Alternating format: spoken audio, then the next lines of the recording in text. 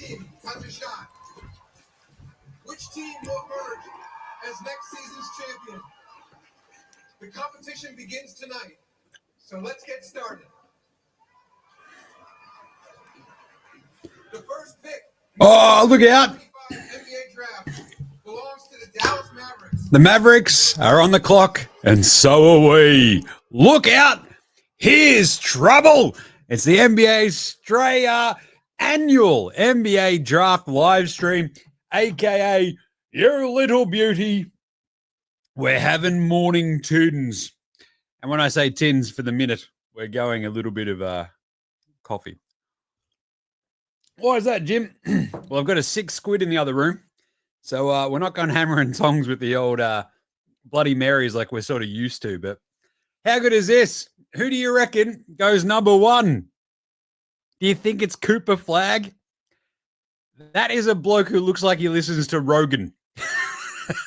He's the most American-looking dude in the world. It's like if you mashed up Larry Bird, Doug McDermott, Grayson Allen, and put them all together, they look like Cooper Flagg. Like if you did one of those face smashes, like that's Cooper Flagg. He's a weapon, though. So good job, Dallas, for scamming the entire NBA and trading Luka to the Lakers so they can sell for $10 billion and then getting Cooper Flagg number 1. What a remarkable nothing sus here at all. There's nothing sus going on, says Adam Silver. Love this. Simon, watching live and hungover in holiday Vietnam because KO don't work. Go Magic. Whoo, boy. That is a tough place to be hungover, Vietnam. Very tough. All right. So, look, we did a massive show yesterday about essentially, you know, who we think is going to go where and all that sort of stuff. We've got Nico, Jason Kidd clapping along like a bunch of trained seals. Now I don't even like obviously I hashtag fire Nico. But watching that dude just clap, I'm so like, you know how weird, like if you do, you know how easy it is to clap not like a psycho. Like I think it's really easy to clap your hands together and not look like the world's weirdest dude. Nico can't even do that. No wonder all the Mavs fans hate him. But anyway, look, at least they can't screw up this draft pick, right? So there you go. Cooper Flagg. He's going number 1. Oh, the draft doesn't start till 3, Jim. Yeah, look, we all know that. But still, I love that we've got Kendrick Perkins on this draft coverage. Like, what the hell does this idiot know? He doesn't know his ass from his elbow. He can barely say 3 words together without laughing at his own stupid jokes. Like me. Anyway, at least they look, Billis is awesome, but having Perkins on there who doesn't know any of these dudes, and he proved that last year. He was a horrible analyst last year, and they brought him back somehow. It's just ridiculous. Oh, I love it. How good are these graphics packages? He was the Class A state champion for his high school in 2022. His mum played in Maine. These are so stupid. Oh, I love it. Matty O, I see your 6 squid and raise you 2 times 6 squids. All right, draft day, baby. Yeah, look, I don't know what's happened to the oldest squid. The baby squids like just run around like punching walls, causing all sorts of havoc. And meanwhile, the oldest one is just wiped. He's literally in there sitting on the couch watching Star Wars Lego and just like having a really rough time. And I'm like, oh, yeah, see you, buddy. I'm going to go jump in the studio and just talk some trash. Oh, wow. They've got the NASCAR dude hanging out there in Maine, Newport, Maine. Isn't that where the Hardy Boys lived? That was Bayport. Yeah, sorry. Remember the Hardy Boys? That was weird. What's his name? Oh, Marty Smith. There you go. Marty Smith, the NASCAR dude. He sounds like this, and he's real fun. I like going to NASCAR, but also sometimes I just like hanging out with people doing a bunch of draft day coverage. I love working for ESPN. Come on, man. Love that. Perk does my head in his aids. Love that. Come on, let's go. Number 1 fans, NBA baby, TV sports. They all look like This is insane. They look like Homer sitting on the couch. Sports fan, number one fan, TV sports. What are you doing, idiots? That was so generic and so stupid. Flag Day, that's not bad. I think I said on yesterday's show as well, right? Like the entire idea about he's got the most American name ever. Cooper Flag. Come on, Coop. I love you, Coop. Woo, Coop. It's like, oh, what are you named after? I'm named after my pappy. He made barrels because he was a Cooper. You get it? But look at him. Just look at him. The most white bread, like American looking face who spends way too much time on Reddit, watches like way too much stuff on YouTube, listens to Rogan. Bit of those vibes about it. It's just a bit weird. He's a bit of a weird unit. Like it's the sort of guy who, I don't know, in the teenage like rom-com movie is like just the evilest dude, right? He definitely has like participated in pranks that have broken girls' hearts because he doesn't know what to do. Here we go. Adam Silver. And the first pick in the 2025 NBA draft. Select Cooper Flag. There you go. Coop. I love you, Coop. Number one fan. I love TV sports. Oh, that's just nice, isn't it? Giving your mama a hug. How is his little brother balding already? Looks like bloody Peyton Manning out there with that 5 head of his. Oh, big cuddle to dad. That's nice. Good on him. Oh, kind of wish I was there. I'll tell you what I did the last couple of years over there while we were living in the States, whoa, caused some bloody havoc. Simon, unpopular opinion, Cooper Flag is 2025 Christian Laettner. No white American has been an all-star since Kevin Love. I don't know. He's more athletic than Christian Laettner was. He's a weapon. He's better defensively than Laettner was too. I think that was the bit, like the craziest thing when you watch Cooper is you have those moments when you were watching Duke this year and you're kind of like, oh yeah, there's a couple of decent players on this team. And then you remember that he was like 17 for like half the season and you're like, oh, that's much more like Luka Doncic than Christian Laettner. So, yeah, weapon defensively, much more so than Luka. Amazing playmaker, can score, can do a little bit of everything, super athletic. Kind of love it. That's why you take him number one. He's like undisputed number one. But I don't mind that, Simon, the old Christian Laettner 2.0. What do you reckon? All right, do the Spurs trade this pick? I got to have the tweet machine going over here on the other screen just to see what's happening. Shams is furiously tapping away on his little phone with his tiny little fingers. Have you ever seen Shams' fingers? He's just got weird tiny hands. And I'm like, this explains a lot about bloody Shams. Tiny little fingers, tiny little man. Oh, I like this. People are jumping on the Twitter about the Alex Tui to the Pacers in the second round. What do you reckon? Oh, yeah, Jim, not bad. It's pretty good. There we go. Oh, it's working on Twitter. I just saw the live stream. There I am. Hello. Hello, me. Hello. Better pin that one. What do you reckon? All right. All right. So what do you reckon? You got Dylan Harper, a.k.a. Bryce. What was it? I think it was like last Monday, was it? I did the super hungover show, and I just kept calling him Bryce Harper. I'm just like, yeah, fuck it. I don't care anymore. It did get pointed out to me by the legend Matty O as well about how yesterday, during talking about the Terrence Mann aspect of the three-way trade for the Zinger, the extreme Zinger meal.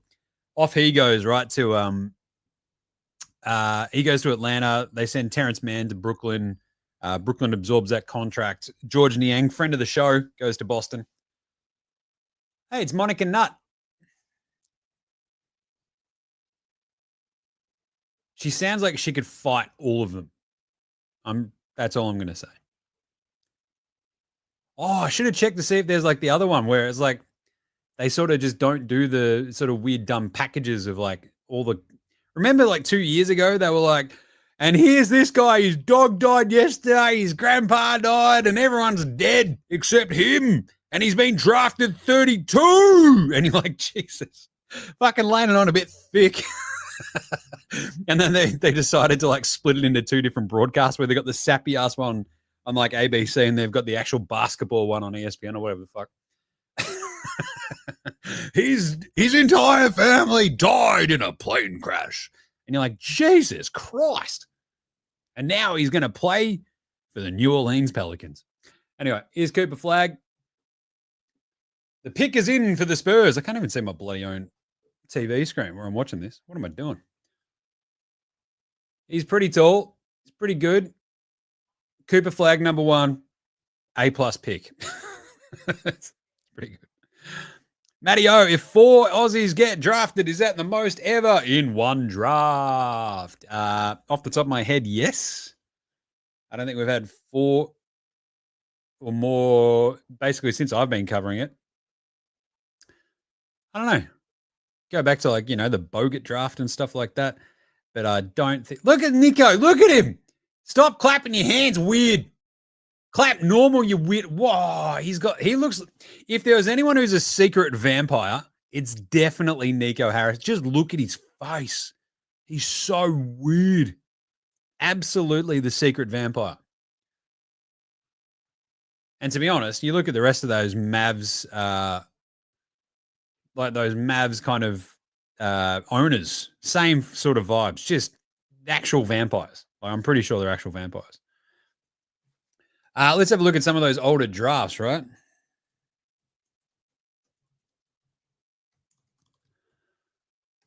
Because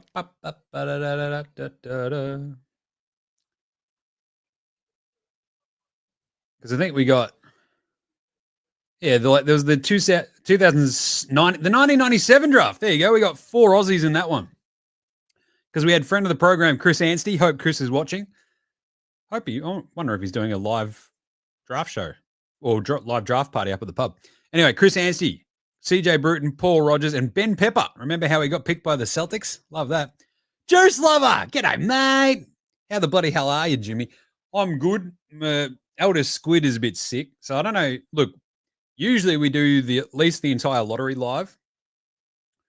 So we might not go the entire full ball thing, but we might take a break in the middle after the 14th pick or whatever and come back. But I'm good. It's just the problem that the 6-year-old is like out there on the couch by himself. There we go. Dylan Harper, number 2. Makes sense. What other years did we have lots of draftees? Obviously, Box Hill Benny and Kung Fu Thon were in 16. 22, we had Dyson and Travers. But yeah, 1997, when you've got Anstey, CJ Bruton, Paul Rogers, and Ben Pepper all selected, is pretty good. Love Paul Rogers. How good was Paul Rogers? Do you remember Paul Rogers? Weapon. Just bloody massive as well. Can't even remember he went to like Gonzaga or something, didn't he? Don't quote me on that. Anyway. Because he was like massive on what Adelaide and Perth and shit. Yeah. Love Paul Rogers. Anyway. There you go. We answered that question. Ben Pepper. Good old Geraldton boy. There you go. Geraldton's also got an NBA champion now too with our man Alex Dukas, which is pretty good. Rogers was awesome for the Cats. Yeah, he was awesome. Like from my memory, he was on Adelaide and then Wildcats as well, right? Am I making the Adelaide thing up? I hope not. I don't want to sound like an idiot. But Jim, you're a fucking moron. Yes, I know. I acutely know. Don't worry about that. Oh yeah, I love this one from Matty S. Indy shouldn't draft Tui because that would ruin the iconic jersey swap. There would be cartons of beer instead of jerseys between Furphy and Tui. I love that. That's bloody good. Very, very good. Now let's see. I don't think we get Twitter comments on the back end here, so I have to keep sort of checking it. But either way, she's all right. Doing all right. Juice lover, you legend. But yeah, there you go. We figured that one out. 2017. Not bad. Good size. Dylan Harper. Oh, yeah. Jim, break down the pick. It was only number 2 in the draft. Yeah, Dylan Harper's awesome. So it's not a clean fit with Darren Fox, or AKA Diazza Fox, and also your man Stephon Castle, right? But when they're all that fucking good, I usually just don't give a shit about fit, right? Because you can just piss Fox off if you want and just go super young. Wemby, Harper, Castle. That is just the fucking young spine of an awesome team in like a year or two. You got shooting like Devin Vassell. You've got Keldon Johnson. They've still got Black Falcon on that team. Harrison Barnes. Can you believe it? How old do you feel with another ex-player's son being drafted? Yeah, Dylan Harper, son of the legend Ron Harper. There he is up on the telly screen. Was he a 5-time champion? 3 times with the Bulls, twice with the Lakers? Sounds right. Ron Harper was fascinating. Started his career off as an absolute gun scorer and then turns himself into like a defensive backcourt savant next to MJ. Incredible gear. Love me some Ron Harper. Oh, how good is it when your kids get into like cards and shit as well? So the oldest squid, he's got his big book of footy cards, but because I've got a bunch of basketball cards and shit, he's like, Dad, can I put them in my book? And I'm like, fuck yes. They're just sitting around doing nothing here, pal. I do remember it was McKeegan. I hope McKeegan's watching. McKeegan found me like an entire sheet of Seattle Sonics cards one day. He was like, Jim, I found this. Do you want it? I'm like, fuck yes. It's Seattle Supersonics cards. Let's go. So he dropped them around the house and it was fucking legendary. I knew McKeegan. Anyway. But yeah, the squid's into the footy cards and all that sort of shit. And he's got some basketball ones in there. And like Ron Harper was always like a great basketball card because you'd sort of look at the back of it and go, Jesus, I didn't realize he'd done so much. Back when we were all idiots. Oh, right. Hey, let's all listen to Kendrick Perkins' analysis on Dylan Harper. And so thanks, Kendrick Perkins. But yes. But yeah, to Matty O's question, another ex-player saying some being drafted. So Dylan Harper goes in this one. Jace Richardson is also up to be drafted today as well, right? Which is the son of Jason Richardson. Like Ron Harper, you kind of get it. Ron Harper's old. Jason Richardson was playing, I swear, till like 2 years ago. Like, what are we doing? Anyway, your Philadelphia 1, 2, 3, 4, 5, Sixers are on the clock. Who are they going to take here, Jim? Well, let's go to Bobby Marks and he'll tell us. What do you reckon? Are we going to get a trade? Pacers, do a trade. Pacers, Sixers, someone do something. Oh, he's going to wear 32 in Dallas, is Cooper Flag. That's pretty. I love a good 32. Hey, you know what's really interesting is that no one's tipped, like Shams isn't tipping the picks. Remember when Woj would do that? Dallas is enamored with the idea of Cooper Flag and his stupid American face. I love it. How's old Deadeye Shams? Bloke definitely has people locked in a basement somewhere. Needs to be behind a keyboard and not a camera. Shams, with his weird tiny fingers, Danny D has pointed out there is a screw loose with that fella. Like if you've watched, what's that? It's not Reacher. There's like another one on Amazon. Oh, bloody hell. It was really, really good. And it was like about a serial killer who was doing a copy of all the other serial killers. It was an awesome telly show. That just reminds me of Shams. Like, I'm pretty sure that's just Shams. All right, the pick is in for the Sixers. Who are they going to go? Ace Bailey. Let's go. Oh, Sam Menenga got a call up for Summer League. That's good. Maybe ruin my fucking super coach this year. All right, I reckon Philly just take Ace Bailey. Like, I reckon this has all been a smokescreen. If not, it'll be VJ Edgecombe.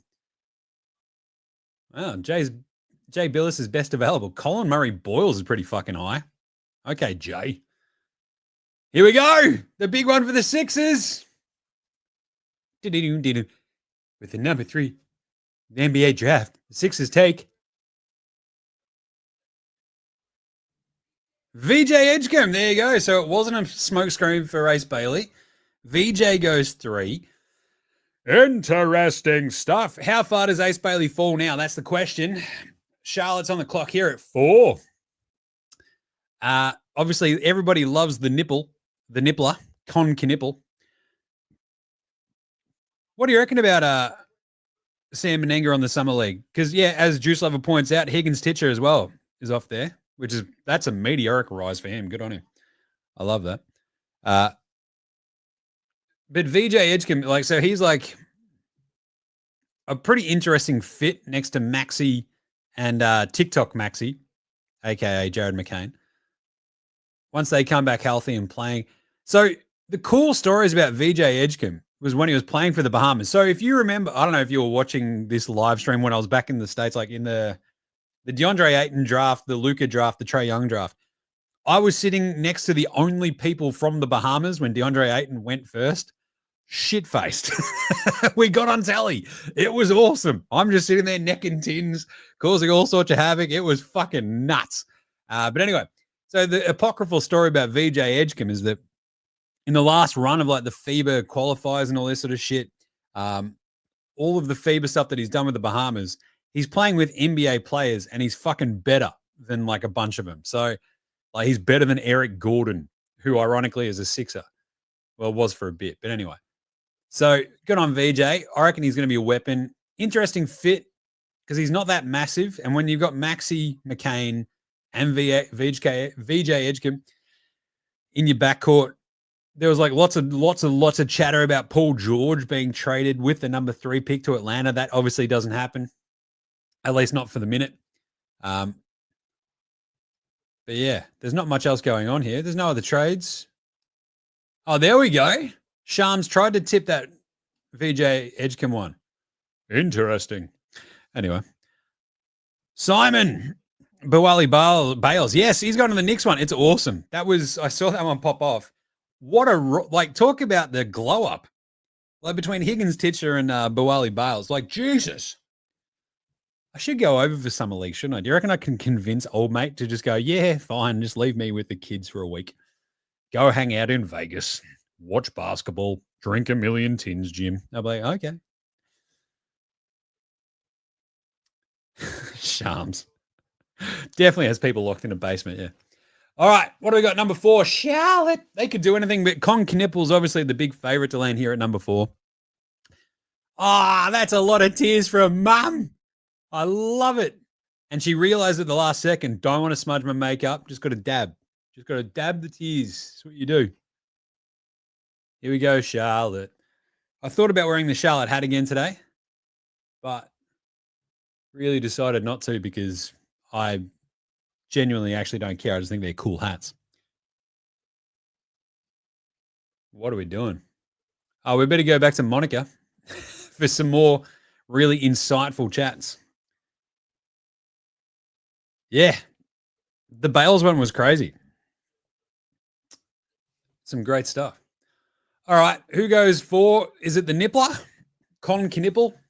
Again with the Americans and the weird fucking names. Like I've got to. So he's like out from what is he from? Like Wisconsin, like all the way up north somewhere, right?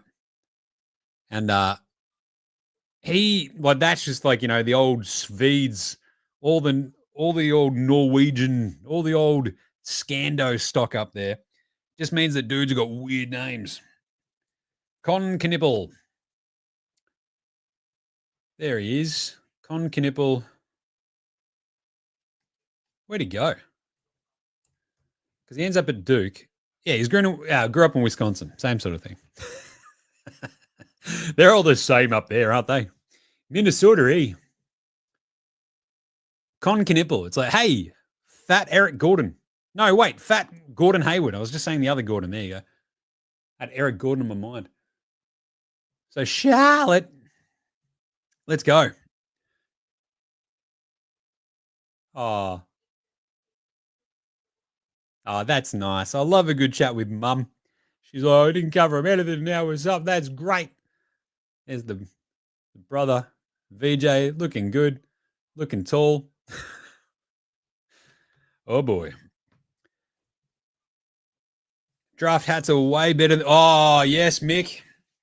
I tell you what, those championship hats, I don't know how the fucking NBA just fucks this up every time. Like, how can you be a quadrillion fucking dollar company and cheap out like a bunch of assholes? Those championship hats were a fucking embarrassment. At least these draft hats look sick. So I don't know. I always just want to blame fanatics when it's like these fucked up bullshit things. These are the new era hats. They look fucking tight. And I should know. I only own about 400 million fucking hats. Is that to cover your big fucking head, Jim? Yes. Hope Lockie Olbrick does good. I think he'd go in the 40s. Yeah. I don't know. Olbrick's the interesting one, isn't he? Because I feel like that dude is super talented, but he's not massive. And like you'll see Rocco go high because Rocco, you can't teach tall. Yeah, but somebody better fucking teach him basketball. Like, because that dude, Rocco's the sort of dude you're like, Rocco, I'm just asking, can you walk and chew gum at the same time? He's like, whoop, and just falls over sideways. Crazy. I saw an ad on Facebook today to buy one. I can't believe they are retail. Is that the championship hats or the draft hats? Because the fucking championship hats, they should all be fired into the sun along with all the fucking idiots who tick that off. It's crazy. I thought I was the only one who owned a million NBA hats. In this room alone, I reckon I've probably got about... There's like 4 hats strewn around in here, and I've got a giant fucking thing in our room. Just like it goes all the way up the wall, full of fucking hats. Ridiculous. This is what happens, Mitch. This is what happens. Like, the thing is, I've at least still got a bunch of my hair, so I'm not hiding being bald just yet. For the minute, touch wood. I touched my penis. Yeah, the championships hat. Yeah, they were fucking shocking. Absolutely brutal. All right, the pick is in. Come on, Charlotte. Con Knipple, what do you reckon? Let's make Jim some money. I think we had a little bit on the 1, 2, 3, 4, which was Cooper Flag, Dylan Harper, VJ, and then Con, because that was like essentially just the chalk. So we put a little taster on there, but I was also like, maybe Ace Bailey. They keep showing Jay Billis is best available. He fucking loves Colin Murray. But what are we doing? Here we go. Juice Lover. Rocco had a poor year. I thought he was better the year before. Yeah, it was weird because I saw him in the Boomer scrimmages, right? Rocco. And so those games they played against like China and shit, remember that? He was out there for like a little bit, I think, of those. But then the actual scrimmages I was at here in Melbourne with the actual squad, etc. And so when they sort of pair them all off into like the sort of like, 6-player teams, shit like that, he looked okay. And then he just was shit for Brisbane all year. I don't know if it's like just Con Knipple, number 4. There you go. 1, 2, 3, go. 1, 2, 3, 4 goes a bit chalky. I don't like that he looks like he's 12. Right? All right. He looks like an aggressive year 10. Like, growing up in Ballarat, we had a lot of aggressive year 10s. He looks like an aggressive year 10 that would bash you up on the footy field, right? Like the sort of dog act move where you're not looking and he pile drives you. And you're like, what the fuck just happened? You wake up 2 minutes later going, I have no idea what happened. In a surprise twist, I had a few of those. I did. Look at him. That dude also looks like he's going to be a bloke who ends up running a hedge fund. Seriously. Look at that fucking jawline. Jesus, that's the jawline of a 48-year-old man who runs a bank. Not a basketball player. Con Knipple. What a name. What a legend. All-timer. Look at Adam Silver. I'm so happy to see you, Mr. Nipple. Ugh, gross. He looks like you've dressed up a 7-year-old. It's fucked. You can shoot the piss out of it, though. And I think, look, Cleveland, Charlotte are the exact sort of team that need a Concanipple. Just the additive, do everything, not going to demand the ball, not going to be the guy who gets pissy because he's not getting enough shots, that sort of dude. Charlotte have already got a fucking team full of those dudes. Now you get a Concanipple. Don't mind this sort of connective tissue kind of vibe. It's a smart pick, if not a fucking home run. But you've already got, if you get LaMelo healthy, Brandon Spindles Miller healthy, you shoot Miles fucking that piece of shit Bridges into the sun and away you go, right? Remember how they've still got Mark Williams? But Concanipple, they basically had Concanipple when they basically traded for Dalton Connect, right? Now they've got Concanipple. It's like, we've got Dalton Connect at home. And Concanipple's like, hello. Fucking A. I'm having a good time. Are you having a good time? This is great. My feet are getting cold. It is piss cold here in Melbourne as well. What the fuck is going on? Absolutely. Oh, the Mavs fans were chanting Fire Nico at the draft party. That rocks. What a fucking loser. Oh my God, look at the kid. How is his little brother already bigger than him?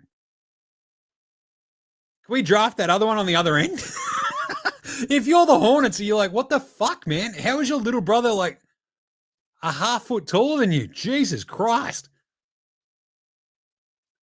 That kid's massive and he's like fucking 13.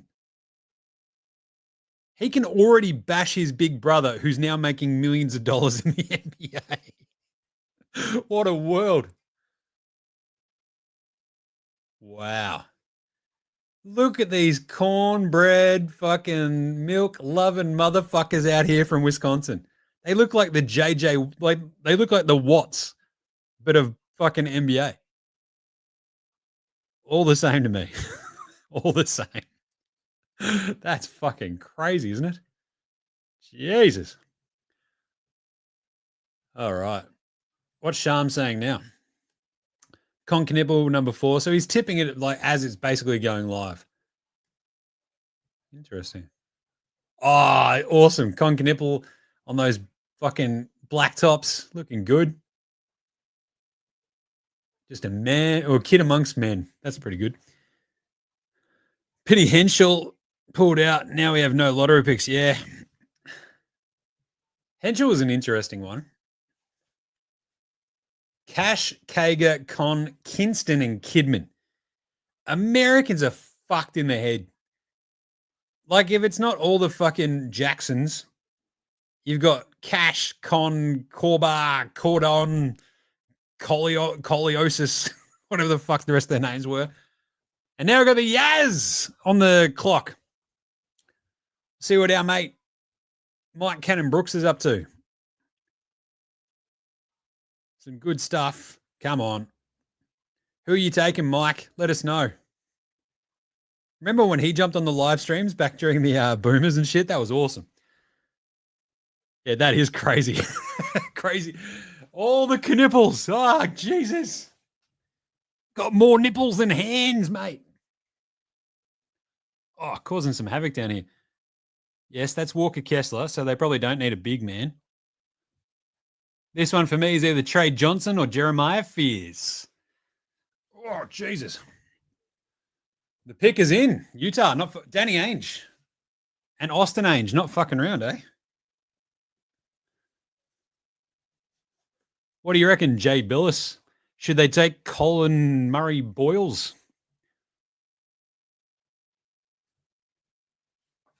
I love it that he's just like listing off shit. He's like, this is the best talent based on what I think. Mallywatch, Ace Bailey's there. Oh, he's got like a little smile on his face. He's also like, hang on a second, I haven't been drafted in the top 4. How could that be? It's a bit weird because I didn't work out for anybody. It's like, yeah, you fucking idiot. What do you think?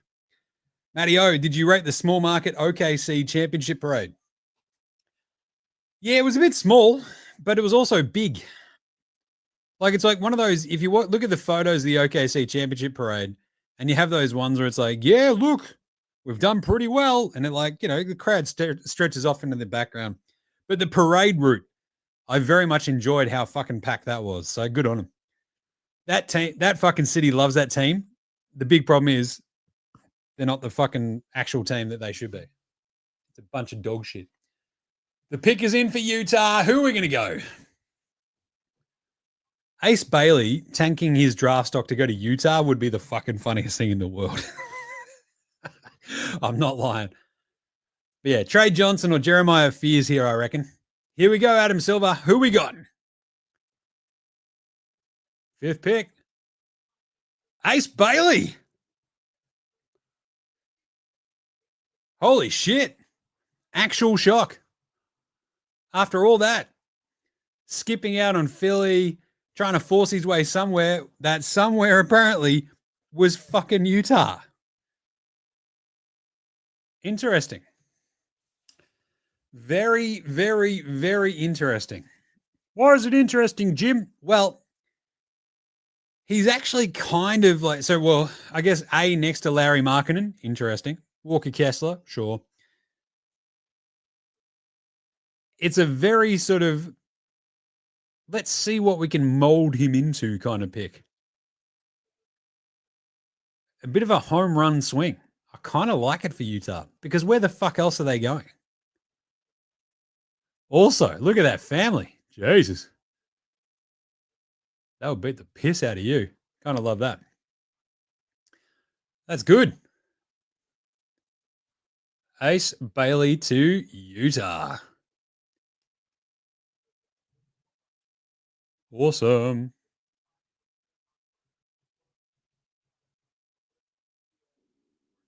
Interesting.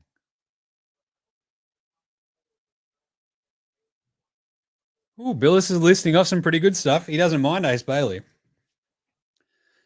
Tough shot maker. Yeah. Doesn't ever want to pass the ball, though. So I wonder how that'll go in Utah with Will Hardy. Watching Larry Markkinen just stand around being pissy and finish. But I don't mind it. Because for Utah, you just have that simple moment of like, yeah, fuck it. Where are we going? Are we going to sort of be just doing these little bits and bobs? Or we're going to have a crack? They're having a crack. Don't mind it. Ooh. He's got some of the nastiest highlights out there as well. But if you actually watched him play, you're like, is this guy any fucking good? There you go. Ace Bailey, number 5. Number 6, we have the Washington Wizards on the clock. Let's go. So, with Bailey going 5, it leaves Fears, Johnson, Maliwach. Who else? Who else did we have on our big board yesterday? Did you have a big board, Jim? Yeah, I'm always a bit bored. Trey Johnson, Jeremiah Fears, Maliwach, Derek Queen. Who the fuck? So Washington's like this weird sort of test case where they kind of need a big dude to play next to Alexander Sarr long term. Do they think Maliwach could be that? Maybe Derek Queen from Maryland, considering that it's just there. And here we go. Pretty good stuff. Interesting. Top 5 picks done. Yeah, there you go. Bobby Marks, the team need rebounding big and a shot creator. They just traded. Remember, they've got like a bunch of veterans there, which is why I figured Ace Bailey would sort of land there and they'd be like, we've got Middleton and CJ and Malcolm Brogdon and Marcus Smart just to keep your fucking head in line there, pal. Instead, they're just going fucking hammer and tongs, and Utah are doing it. So Washington, it feels like if they take another guard, they're just going full Johnny Davis again. I would fear for his safety there. Maybe they're going to go a big. Anyway, they are going to a commercial. Go figure. No trade. Ace Bailey to the Yaz at 5. There you go. His widely perceived preferred home of Washington. Interesting. If the Jazz are taking a pissed off Ace Bailey, that's funny as hell. Isn't it? I like. Matty Hunter, who do you think the Spurs will take at number 14? Probably one of the weirded name dudes Matty. So that'd be Igor Demin. It'd be Yakachunas. Maybe Essengay. Yeah. Yakinchunas, I reckon that's his floor at 14. The Spurs would love to have him on there too. The dude from Illinois. Um, yeah. Yakachunas. Joan Berenger would be another one, I reckon, for 14 of the Spurs. A project backup big for them.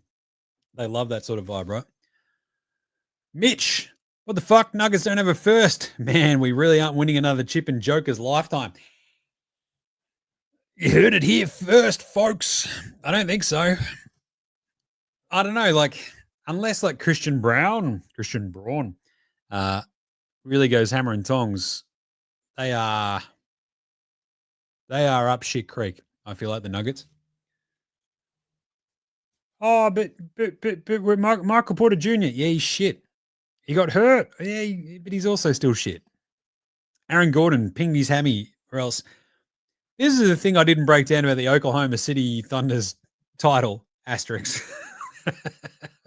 Was that someone got hurt in every round that they played. Like Ja Morant got hurt in the first round. They were going to beat Memphis.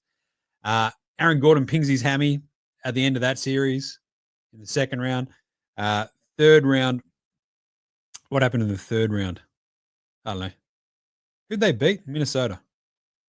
I can't remember. Someone got hurt, and then Halliburton gets hurt. So go figure. Oh, yeah, the cricket. Completely forgot about that West Indies tour. Anyway. Yeah, the Nuggets not having a first.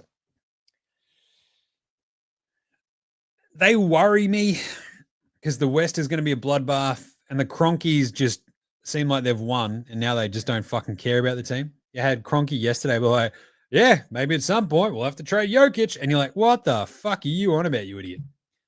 Way to engender support amongst your fan base. Fuck me dead. Here we go. Austin Ainge doesn't give a damn if Ace Bailey doesn't want to get drafted by the Utah Jazz, and he'll select him if he's the best player available. That always works out great. Interesting. At the same time, Utah, very, very, very small market, which is pretty funny because he's like, hey, man, I want to be like the man. It's like, you might be the man, but you're in Utah. So ask Donovan Mitchell how that worked out. Then he went to Cleveland. Cash, Kager, Con, Kinston, and Kidman. The Knipple family's fucked, mate. What are we doing? Tito, Jeremiah, Jermaine. Oh, God. Oh, baby photos. Isn't that nice? That's cute. Dylan Harper. Looking slick. All right, the Washington pick is in. Let's go. Do they go big or do they go a guard? What do you reckon? Do you go Fears or Johnson? They would probably do something funny like get Yakachunas. Here we go. NBA draft goes. Where does it select? Trey Johnson. Makes sense. I'll pay that. Yeah, not bad. Kind of wouldn't I think he's a better player than Fears, but they probably needed someone along Fears' ilk next to Bub Carrington and Saar and co. But also, they just need shooting. So everybody needs shooting, right? So go Trey Johnson. Fuck it. It's pretty good. Not too many twists and turns so far. It's going to get weird now, though, when we get to 7 for the Pelicans and 8 for Brooklyn. Surprised that Brooklyn haven't traded up. With 5 first-round picks in this draft, you'd think they would. What do we think? Whoop. Go Trey. Seth Davis likes that one. He is. You're a wizard, Trey Johnson. You're a wizard. It's like, okay. Sure. Ooh. Shorts. Shorts to the draft. That is a statement. I don't know if I like it. Ugh. It's a bit of a worry, that one. Jesus. Anyway, what else we got? Ooh, bang. He's a pretty good dude. Don't mind some of his moves. Bang. You're still going to Washington, which is a bit worrisome, but I don't know. At least they're kind of trying to build like a veteran infrastructure there around their young guys, which I kind of love. Always about that vibe. Give me a couple of vets for the young fellas to learn from. Trey Johnson can sit there and learn from CJ McCollum and Chris Middleton and Marcus Smart and Malcolm Brogdon and not play that much. So, sure. LaSalle Thompson. Oh, there's a name. One of the greats. Cool. Tristan Thompson, KD, LaMarcus Aldridge. All those old Texas players. Lovely. All right. Pelicans, what do they need? Well, they just traded CJ McCollum. DeJounte Murray tore his Achilles. Remember that?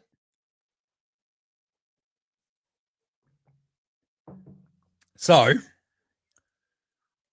they could probably still go big because they've only sort of got Eves Missy next to Zion. And now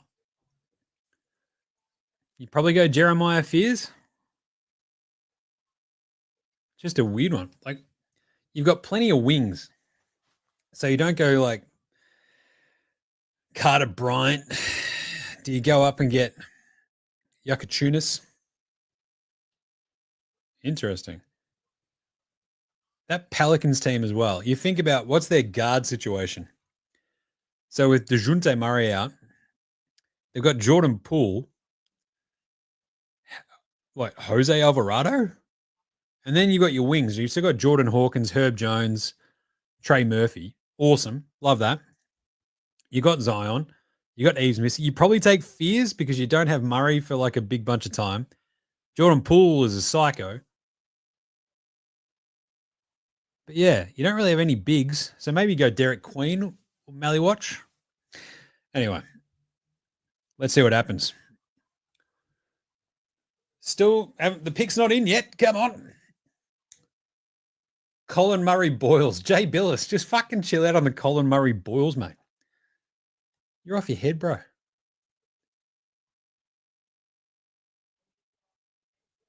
Ooh. They got the dude from Draft Express. That dude is sweating bullets. Not a bloke made for tally, if you ask me, he says. Austin Ainge, don't give a fuck. Hell yeah. All right. Come on, Pelicans. Give us number 7. What are you doing?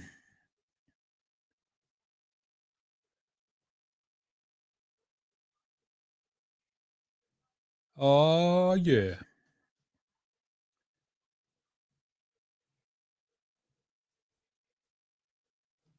There we go. All right, pick is in. Come on, Pelicans. Jeremiah Fears. We're going to go one of the big dudes. What do we think?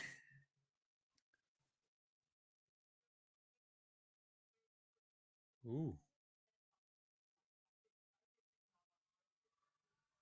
He gives Utah a lot of credit as Bobby Marks. Who would have thunk it? The team did good, I'll tell you. Sure thing, pal. Sure thing.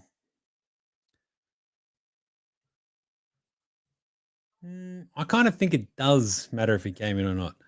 I'd kind of rather know what's going on a lot of the time. I kind of think it does. Yeah, there you go. That's me.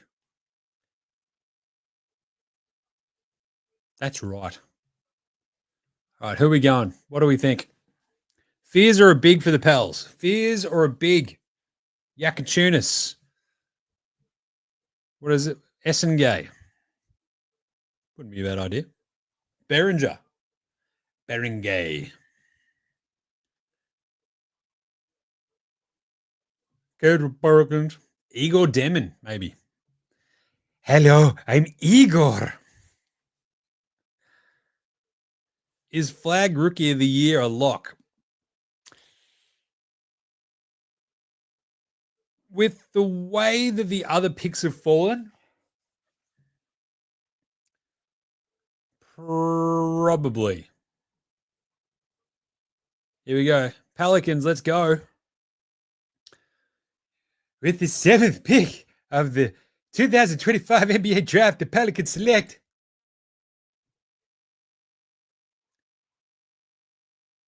Jeremiah Fears. There you go. They go the point guard. He's young as shit. He's got a giant diamond necklace. Don't know about that, but still. He's super young. Interesting guard. Sort of pay this, especially with DeJounte Murray sort of having bung his Achilles. Can definitely relate to that. I kind of like it.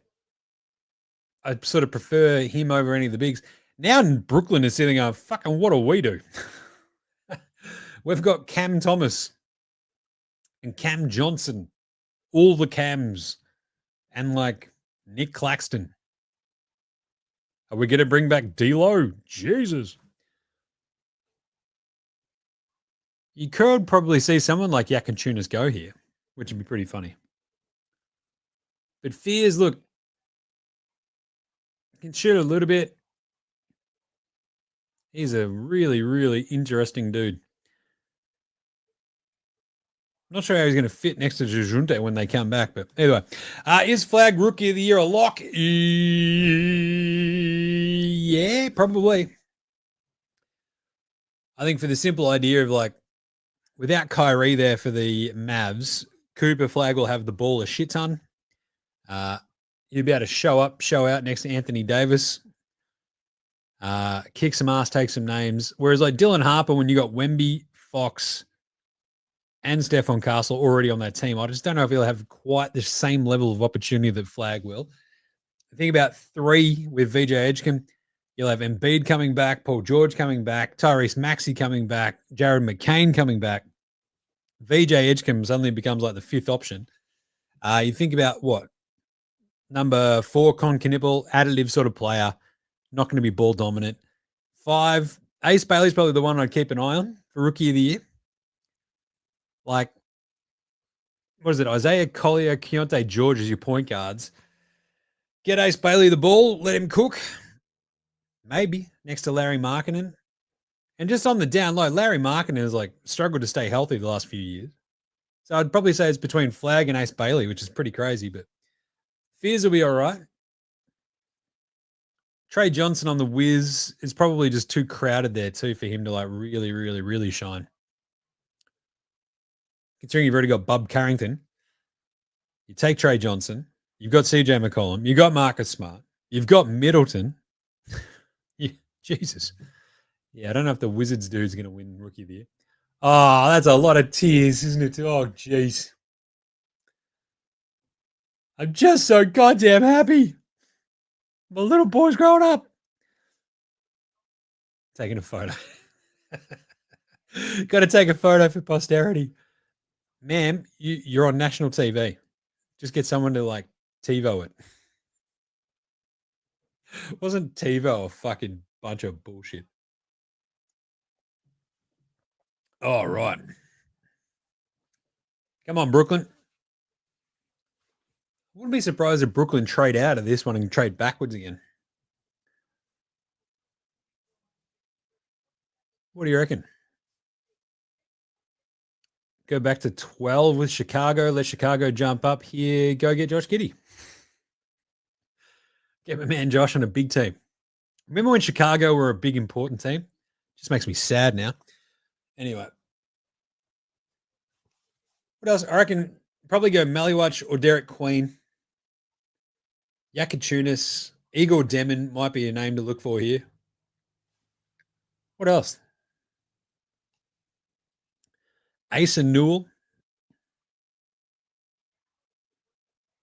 Ooh, Brooklyn. Maybe Joan Berenger.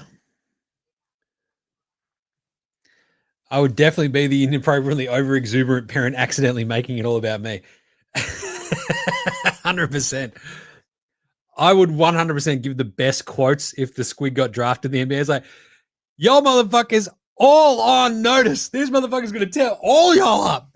He's gonna get Con Knipple, Casper Knipple, fucking Connect Knipple. He's going to fuck them all up. He's going to fuck up all your nipples. Yeah, that's how I'd roll. Oh, I love. Oh, there's Sean Marks, my good friend, Brew. Oh, how are you, Jim? Are you right there, fella? I'm like, hey, g'day, Sean. Oh, Brew, who should we draft? I'm like, you guys look pretty fucking happy for a team that's taking Maliwatch. Maybe. Look at him. Colin Murray Boyles would be pretty funny. But they've got 5 first round picks in this draft, remember. So I don't like the Brooklyn's this exuberant about number 8. I would have already traded back to the end of the lottery. I don't really like this little bit. You would definitely be the new draft better than Squid Clemens. We're coming for everybody. All your nipples. We're going to fuck all your nipples up. Like, thanks, Jim. We know. I would be the Aussie LeVar Ball. I would put LeVar Ball to shame. I would be the loudest, most brash, egregiously over the top motherfucker you ever heard from. It's like, but he's not very good. It's like, I'll fight you. Let's go. I was better than Jordan. All that sort of shit. Remember what LeVar Ball was like? Yeah, I was incredible. It's like you average like 1.6 points a game. You're the Stephen A. Smith of college basketball. Here we go. The Brooklyn home crowd featuring exactly 6 Brooklyn Nets fans in that crowd, I reckon. Although, fucking Jay Billis. This dude's got the biggest boner over Colin Murray Boyles. It's hilarious. Essengay's probably pretty funny. I reckon Igor Demon might be the one that they just sort of land with. It'd be pretty fucking funny. Yakutunis maybe. Kasparas. Who do you reckon? Better than Squid Clements. Are you better than my squid? Here we go. Here we go. Here we go. Doon, diddaloon, doon, doon, diddaloon. NBA draft. The Brooklyn Nets select. Igor Demon. Called it. Holy shit. I fucking hate that pick. Nah. Called it. But oof. Woof. Igor Demon. Hello. Boom, boom, boom, ba-da-doom. Yeah.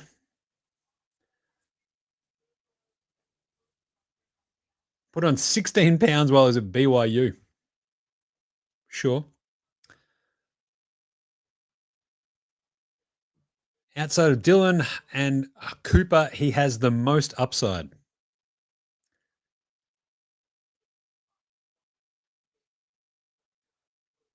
I don't know. He just really, really he's so skinny though. He's just a little bit of a tip rat. Like he looks like basically you take Reed Shepherd and make him a little bit taller. I don't know. But hey, you've got 5 picks in this draft, so why the fuck not? I did have that vibe that it was going to be Yakin or Eagle Demon. It's a very, very Brooklyn Netsy kind of thing to do. I reckon. Ba-doom, boom, boom, ba-da-doom. Yeah, you can't shoot. It's a bit of a fucking problem. Eesh. Yeah. Igor, hello. Yeah, literally can't fucking shoot it, so that's not good. Uh, Good passer, but otherwise, just. I guess this is part of Brooklyn's entire approach of like, well, we don't have a point guard, so maybe we should do something about it. Look how much they loved that pick as well. They thought they were smarter than everybody. There you go. Danny D, excited for the Raps to go Maliwatch. I reckon too. That was like always the weird thing, I think, when we got to Toronto. It's like they should just get a big, right? Either be either Derek Queen or Maliwatch. The Nets just going, who the fuck is that? Who is that?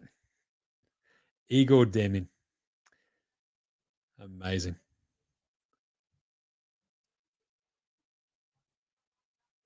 Toronto Raptors now on the clock. Let's go get a big, eh?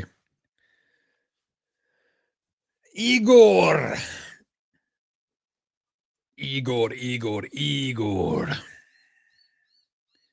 I reckon the amount of Googling Igor Demon just going to have now is like just through the fucking roof. In Russia, ball pass you. What a jump up, though. Oh, shoot. Who's this? I have to take a break. Got a phone call coming in. Hope it's not the baby. I'll be back in a second. Oh, how do we do the thing? Oh, no. Missed it. Anyway. All right. I'll take a quick break. Got to give this call back. See how we go.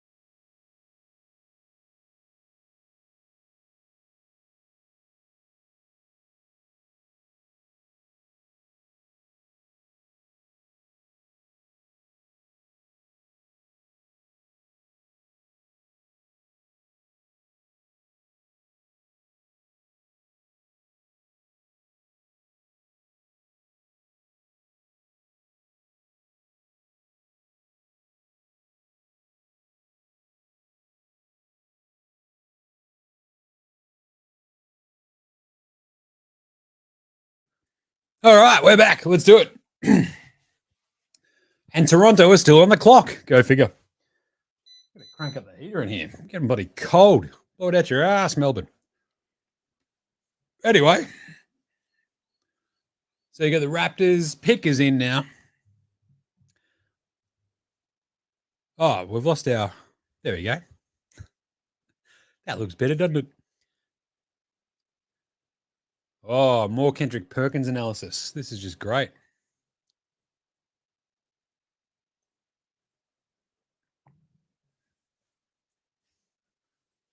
Go get a big. You've got Scoob, you've got RJ, you've got IQ, you've got Ingram, and your big is Teenage Mutant Jakob Pertl. Go get another big. Get Maliwatch. It'd be pretty funny though, was it? If they just went full fucking like weird and got Essen Gay or something. But Maliwatch, come on.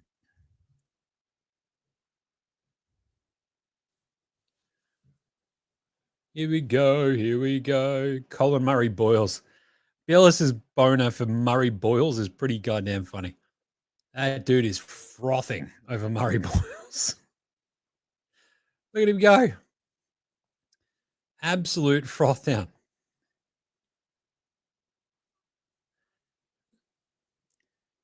Matty S wants to give us the height, weight, and position, please, because he's delivering the mail. All right. Height and weight for everybody. Let's do it. Oh, yeah. When you think about the sheer size of Maliwatch and Derek Queen, the Raptors just take a big. How are we still waiting for this? What is going on? There has been no trades in the top 9 yet. What is going on? Sham's bored out of his brain. Here we go, Raptors.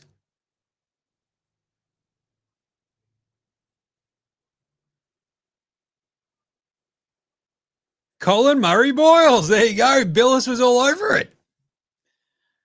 I just don't think he's a good fit on that Toronto team. I don't know if he's big enough. They've already kind of got a bunch of these weird sized dudes without having any sort of rim protection, which is probably the biggest worry for me if I'm Toronto. It's like you've got your ball handling with IQ, RJ, Scoob, but defensively you got to do fucking something, right? And Colin Murray Boyles will probably help with that a bit, but Jesus. Gee whiz. I'll tell you what. So he's like everything else that he does, the defense is great. But you've also got to carve out minutes on the perimeter for this dude as like what, a power forward with Ingram, Scoob, and RJ, Chris Bobby Boucher. Yeah. Bit of a weird one, that one. Anyway, Colin Murray Boyles. What is he, 6'7"? Sort of plays power forward. Bit of playmaking. Not much of a shooter. I don't know. He's a weird one. It's like, I don't know. How's Danny D feeling about this one? Because it is a bit of a, I don't know. It's a bit of a strange one for me because he's like high motor, defender, rebounder. Doesn't have elite size. Kind of worries me a bit. Defensively moves a lot. Is pretty good for that, but yeah. As your defensive forward, I mean, that's like a lost art, isn't it? Pretty athletic, but yeah, bit of a strange one. I just don't know how far you're fucking going with a 6'7" power forward, unless they're Charles Barkley, especially at 9. Sure. Anyway, Phoenix, number 10. That means they can go get a center. They can either take Derek Queen or Maliwatch, both of who I wasn't entirely sure if they'd be there for Phoenix at this point. But, there's a proposed trade. Oh, of course there is. You idiots. The NBA just fucking up this trade shit is the stupidest thing in the fucking world. Ah. Is that the misso or the sister? Mum? Either way, that chick's lips are fucked up. Ugh. What is up with that? I don't know how you all feel, but like the big fucking puffy lip chicks is just, it's just a bit much. Like, what are we doing? Seth Avidson. I think I've seen you at the cricket before. Jim, could be wrong. Which cricket, Seth? Which cricket? You got to tell me. Pub cricket, where I'm out there dominating, tearing my Achilles. No, I didn't tear it. Not yet. Touch wood. Currently rehabbing that Achilles tendinopathy, which is fucked. But anyway. Which cricket, Seth? Which cricket? I did take the squid to a couple of BBL games, though, this year, didn't I? That was good. Smashing tins, causing havoc, having a great time. All right. There you go. Stars Hurricanes BBL game in January. Fuck yes. That was me. That was a good time. Was that the last one of the G? I can't remember. It was good. Taking the squid down there, having a great old time.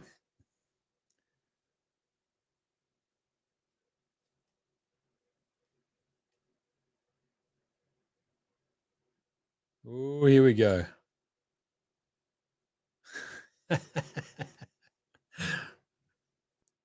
Just sort of seeing some of the other reactions as well from like when Ace Bailey goes to Utah and then Fears with New Orleans.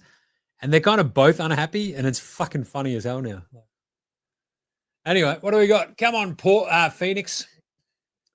This proposed, like, they've got to fix this shit with the trades before the draft. It's like, oh, but it can't happen till the new NBA year. Just fucking suck it up. Just give him a fucking Phoenix hat. He's going to Phoenix. The trade has been fucking sorted out. We know it's happening.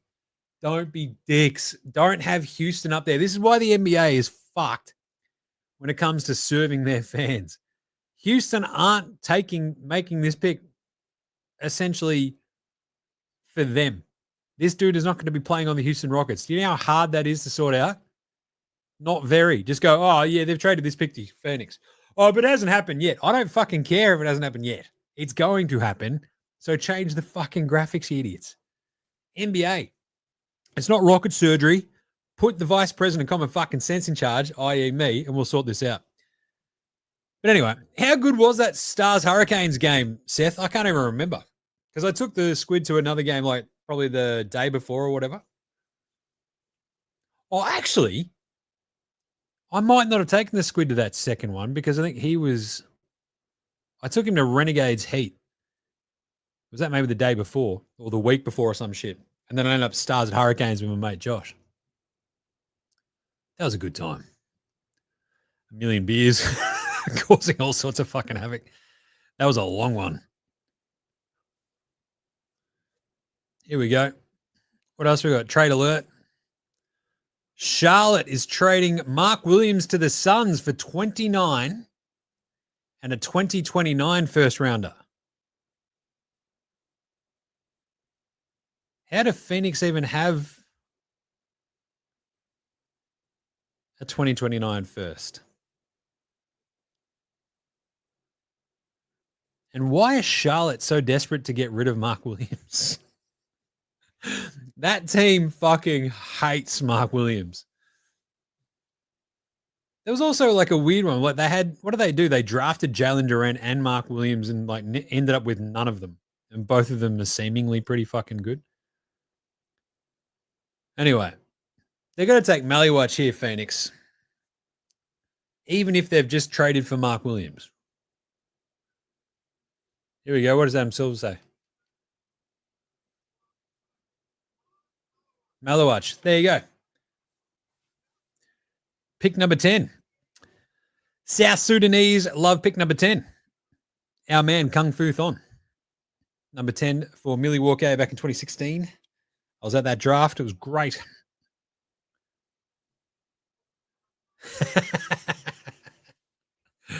Perk, he's a fucking horror show. Get him off the screens. What are we doing?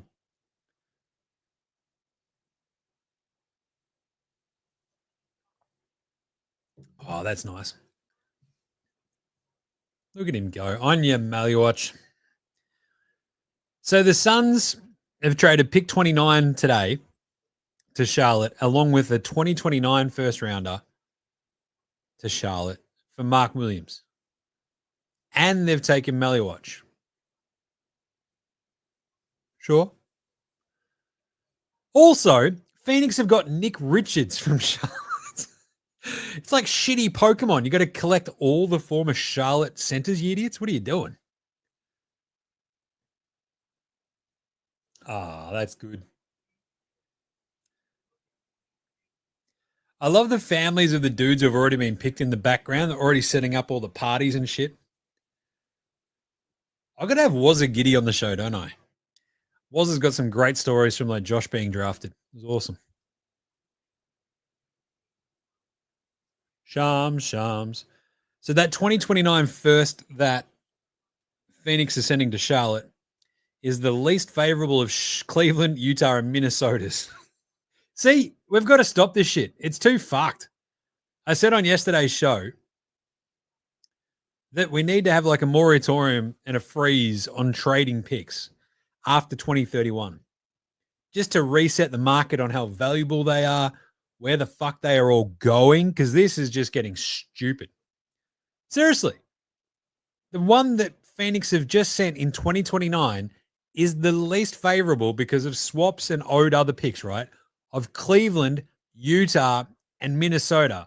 So if Charlotte use that pick in 2029, it'll be from Phoenix for Charlotte. It's gone through 5 permutations and there's still another 4 fucking years before that pick could go all the way around the league and back again by the time 2029 comes around. It's fucking stupid. We're going to stop this shit. Anyway, Maliwatch, look, Phoenix need a lot of size because they've got 87 shooting guards on that roster. They trade for Mark Williams. They pick Maliwatch. I kind of like it. He's an interesting dude. I'd like to see more rebounds, but still. Come on, we're going to stop with this Rockets fucking bullshit on this. He's not a... I hate this so fucking much. Hey, NBA, didn't you have to ruin your own product? So, like, absolute fucking nuffs, even like me, are just like, what are you doing? I don't want to watch this shit because he's not going to the fucking Rockets, you dumb fucks. Oh, but we've got written underneath it, proposed trade to Phoenix. Just make it fucking Phoenix, you assholes. Jesus. See, he's wearing a fucking Rockets hat. It's so stupid. You dumb fucks. If they ask the vice president of common fucking sense what to do here, be like, you know what? Just do the same thing as the NFL. Oh, but you see, the NFL have their draft after the end of the league year. I do not fucking care. I do not care. Don't have Maliwatch come out there in a fucking Rockets hat. He's going to be a Phoenix Sun. This is stupid. Just fucking sort it out. How do we sort it out, Jim? Just fucking go, this is the trade. It will be all formalized on July 6th. But guess what? The trade is happening. So you're going to Phoenix, pal. Put the fucking Phoenix hat on. It's not hard. It's not rocket surgery. Jesus. Anyway, Maliwatch, his entire family's in tears. I fucking love it. Big center from Duke. Let's go. Love him. If he lands, like if Phoenix can actually develop him, which I'm not entirely convinced, but hey, kind of don't mind it. Kind of don't mind it. All right, what do we got? Where's the best available? There we go. Essen Gay, Yakintunis, Carter Bryant. What are we up to? 11. That's Portland. Carter Bryant I had for 11 for Phoenix yesterday. What do we think? Jeremy Grant replacement? Oh, here we go. Here we go. Here we go.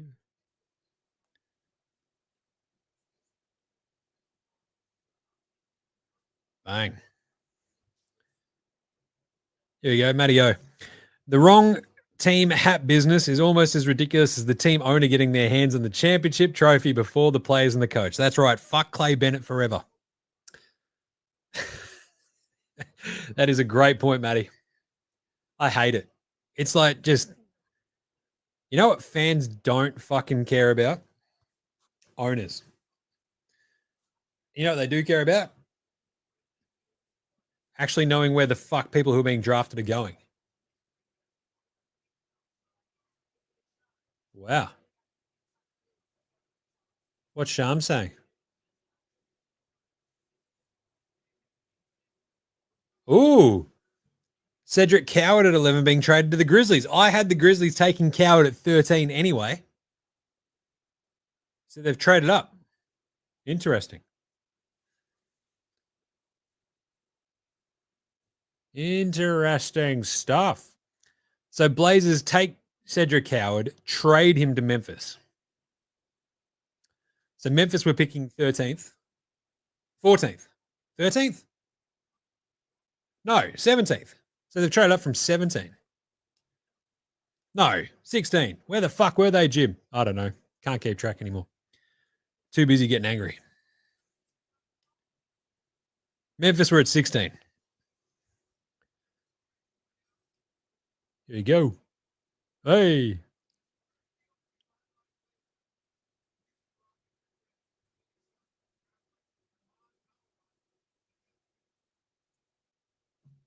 So he comes out and reads out the Maliwatch trade after the fucking pick. Yeah, now, but Coward has just been traded to Memphis, Adam Silver. So why are you saying that? It's so fucking stupid. Because all you've done with that 10 pick and like announcing after you've done the 10 pick that it's been traded, you knew that already, you fucks. What are you doing? Anyway, Cedric Coward to the Grizzlies. So the Grizzlies trading up from 16, presumably, or who knows? Part of a different, bigger deal. What do we think? Let's find out. We don't know what else is in that deal.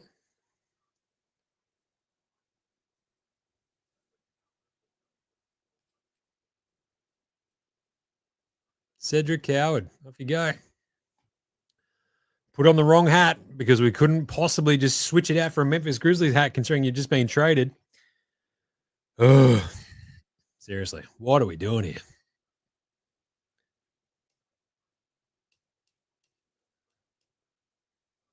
Oh, riggedy right. Doom, doom, doom, bit of doom. Cedric Coward as a bit of a solid forward, is in that 6'5", 6'6" range, super rangy wing, defensive, perfect 3-and-D dude. Especially, look, I loved it for Atlanta or for Memphis, I think we were talking about yesterday. Just super solid. Let's go. Good job, Memphis. I like that for them. I like it a lot. So what is the actual trade, though? That's what I want to know. The Grizzlies are trading up from 16 and a 2028 from one of those ones from Orlando. So there you go. Giving them number 16 and the 2028 from Orlando that they got in the Bone deal. Makes sense, I guess. That Orlando pick could be pretty shit in 2028. You never know. Yeah. Cedric Coward, 11. Don't mind it. Interesting story as well about him, where he was just like in Division 3 2 years ago and has been pretty bloody good. So, very odd dude. But 3-and-D. Bang. All right, what else we got? It's pretty cool. Let's get to the fucking next pick, which is your Chicago Bulls on the clock. Who are they going to put next to Josh Giddey?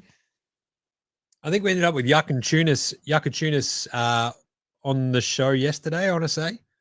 But I wanted them to take Joan, the 70s actress, Joan Beringer. You know, as a bit of a backup to Vooch. They also need perimeter side. Like, Patch Williams is fucking cooked, mate. Like, that dude sucks.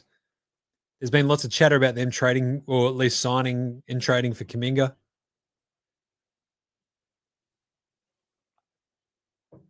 But now you can just go get Carter Bryant at 12. It's not bad.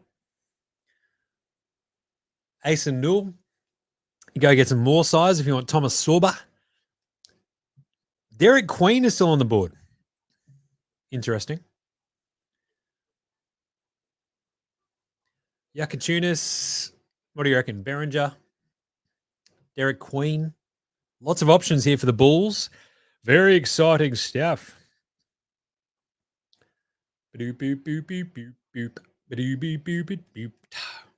going to another ad.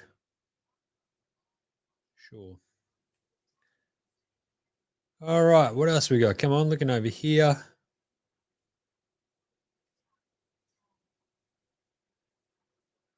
Colin Murray Boyle's going to Toronto is still pretty crazy, man. So we've got Derek Queen and Carter Bryant still on the board because Brooklyn fucking went and took Igor. Hello. Cedric Coward's gone. Pretty interesting for this 12 pick for Chicago. What do the Bulls fans want? A backup big for Vooch who could actually end up playing better than Vooch, which I don't think would be very hard. Beringay? Noah Essengay? Is he? I don't know. Come on. Oh, ads for flag football. Where you wear the dummies. You bunch of fucking babies. That fucking shit. Flag football is not going to take off when you're out there looking like a bunch of fucking babies running around with giant dummies in your mouth, you idiots. That's fucking too good. Oh, shit. Matty O, Fred VanVleet re-signed for the Rockets. He did. He took a little bit less after his player option, re-signed for a 2-year, $50 million deal, I think.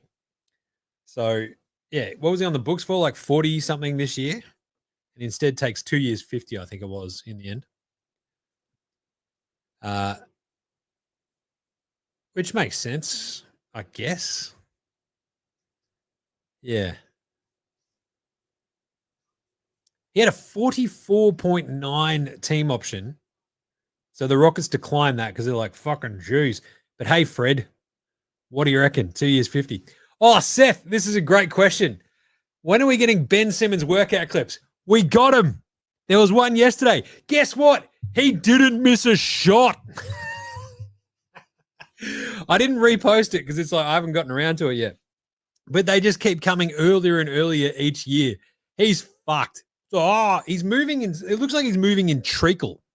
Like, I don't know if you've ever noticed about this with Simo and his workout videos, that his shot, nothing he ever does is at game speed.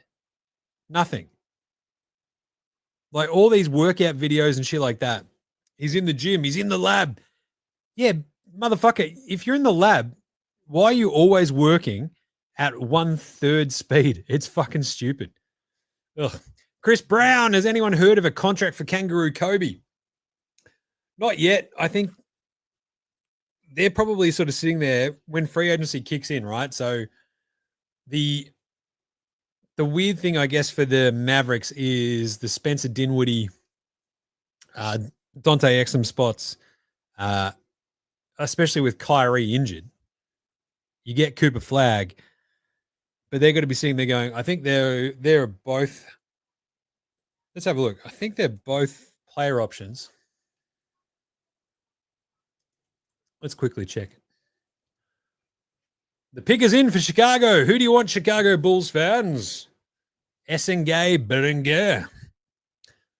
Yakun Tunis to go next to Booz Ellis. This is a fast Derek Queen as a big. Here we go. Essengay, there you go. Oh, God, you've just redrafted Patch Williams. That's amazing. Chicago just can't get out of their own fucking way. That is awesome. Yeah, Spencer Dinwiddie is an unrestricted free agent. So is Dante Exum. Both with... Let's have a look.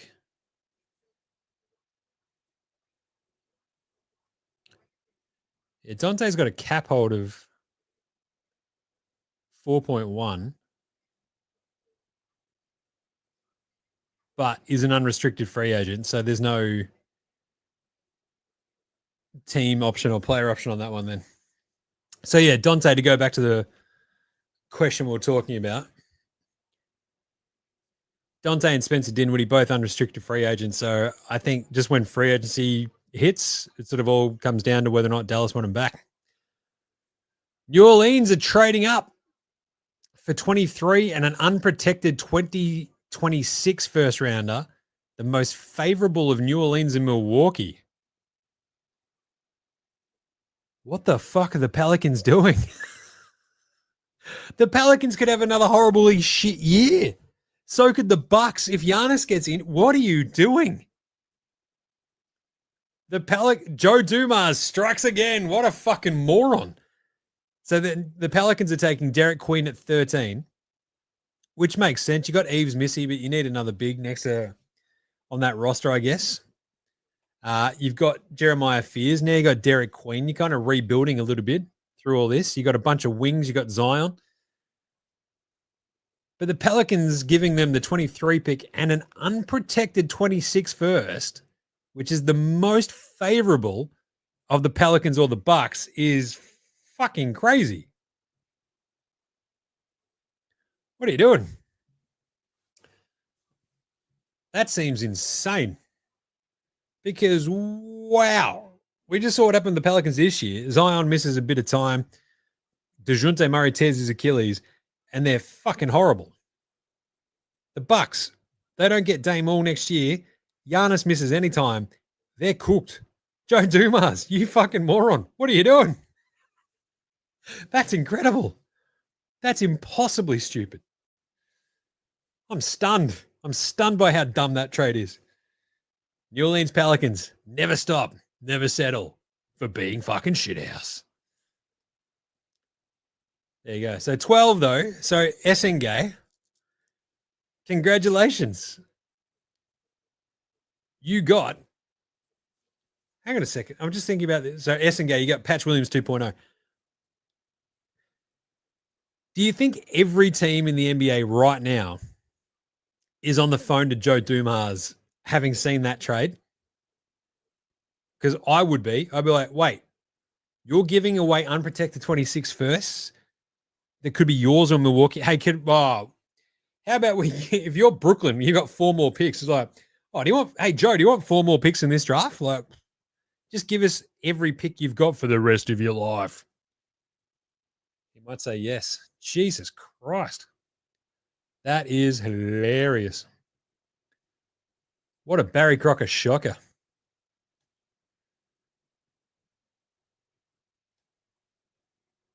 Ooh-wee.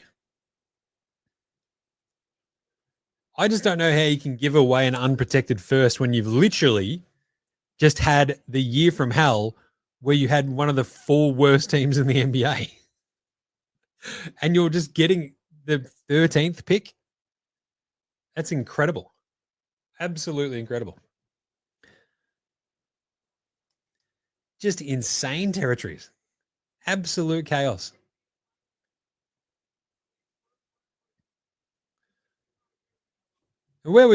Seth? What were you doing at the cricket, Seth? What was that? The Stars Hurricanes game? Did we run into each other or something? I can't even remember. I had a few tins that day. The thing was, we also had a million tins afterwards. Because I feel like that was a Sunday night. And we just went fucking hammer and tongs along Johnson Street in Fitzroy after the game. Jesus. It got a bit squirrely, I'll tell you. All right, now I've run out of coffee. Fucking hell. Well, this is pick 13. I might take a quick break after the 14, make some more coffee, come back and probably ride out the rest of this draft. Check on the squid, see how he's doing. I assume he's still okay. He was watching. I popped back out there before for that phone call, which was just about some doctor stuff. So fixed it. He's fine.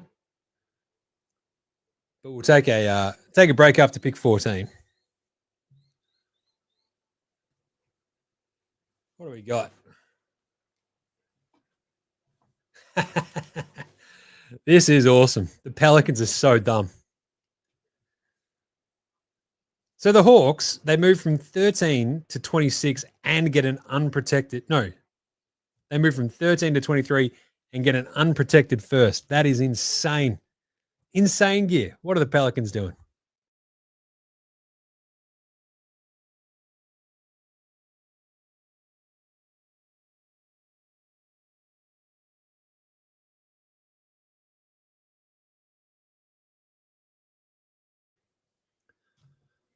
Wow. Pelicans. Be the Pelicans, not the Pelicans, you idiots. All right. So 13. This is for the Pelicans taking Derek Queen. And then we'll have the Spurs at 14. Woo-wee. Reckon the Spurs take Yakachunas at 14.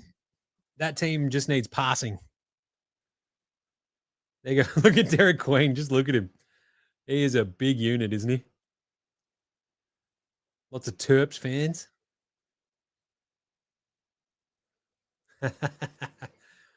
He's done the smart move as well of having big hair, which makes him look a lot taller. Like if he had a shaved head, he'd look like Bismack Biyombo. Got to have that big hair. I love that. Oh, let's go. What else we got?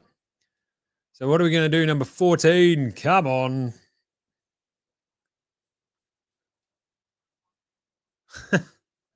Derek Queen, a 6'9" ball handler on the floor.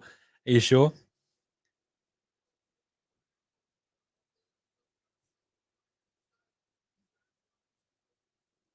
Pretty interesting to try to put him next to Zion. You know, I would have preferred a bit more of a defensive-minded center next to Zion. But I mean, you've already got Eves Missy, so I guess this is your backup big. You gave up an unprotected first for a backup big. Joe Dumas never disappoints. Absolutely amazing. Absolutely awesome. I'm so excited by that. Meanwhile, Atlanta are just like, fuck yes, man. We got like a awesome looking zinger trade. Now we've got an unprotected first next year from fucking either Milwaukee or the Pelicans. You're laughing, mate. Atlanta could end up with the number one pick next year. Just incredible. That is just like, you got to tell, seriously, if you're fucking Sean Marks, you got to be on the phone to Joe Dumas right now going, oh, do you like Cam Johnson? Because I don't know, 5 first rounders and you can have Cam Johnson. Jesus. Montverde, oh yeah, the fucking fake high school that they all play basketball for. Good stuff. All right. That is crazy. Joe Dumas.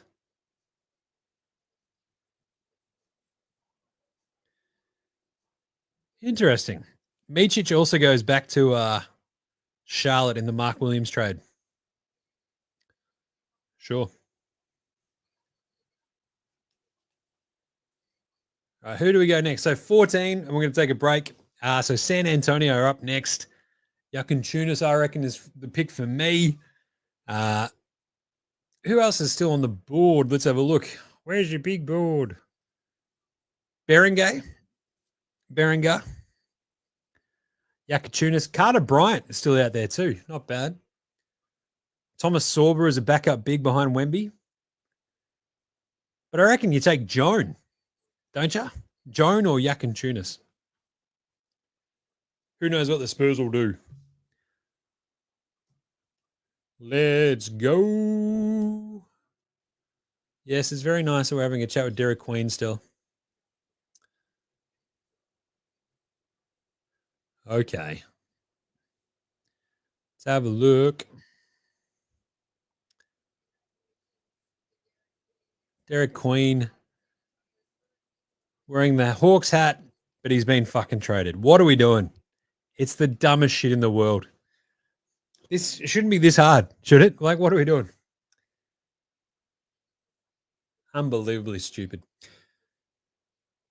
Ooh, there you go. Jay Billis, Asa Newell, Thomas Sorber are his best available.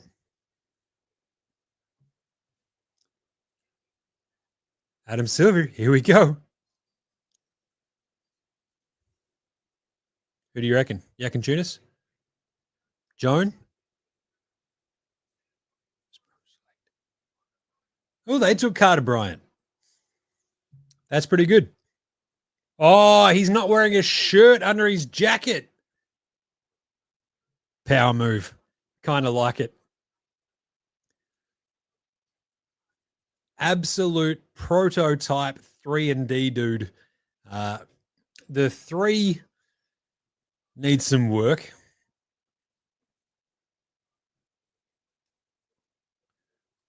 But still.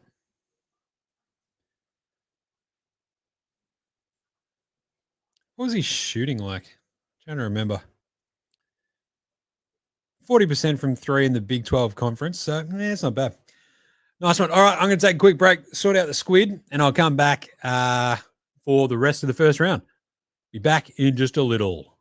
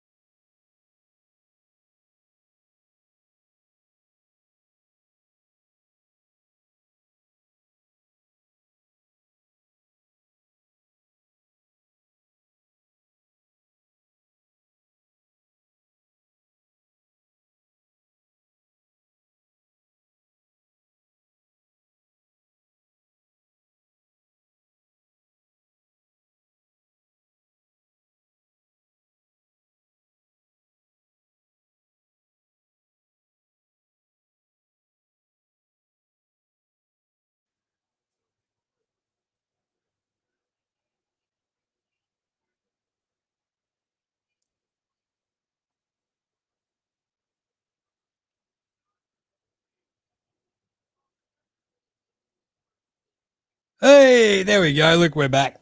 So we missed one pick. It was the number 15, which was Sauber. Tommy Sauber from Georgetown going to Oklahoma City. The rich get richer. Now the dog's barking. What's he doing? Now Cooper Flagg's talking on the broadcast. Sure.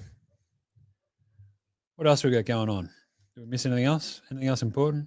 Let's have a quick look. Nope. Sauber, basically, I love that pick because it basically is your backup center for when the Hartenstein contract runs out. Be pretty crazy.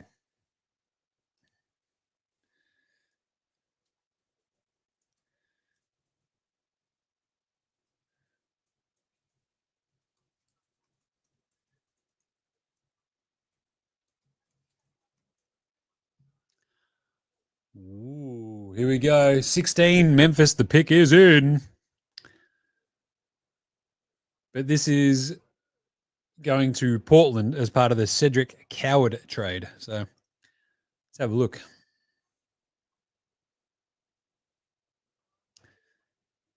So if this Portland going at 16, Nick Clifford, Beringer, they don't need a center because they've got 87 centers already, don't they? The Portland Trailblazers. What happened to my? There we go. Don't need the banner up. What do we got?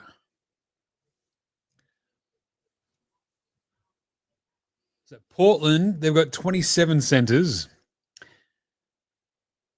So they don't need. Oh, they could go Yakun Tunis, the kid from Illinois. He's still out there. Ooh-wee. Who else? Danny Wolf. They don't need a big. The Panda. Noah Panda. I reckon Nick Clifford's probably the go, isn't it? At 16. A mature wing, bit of shooting and some defense. That's, to be honest, exactly what fucking Portland needs, right? So let's go.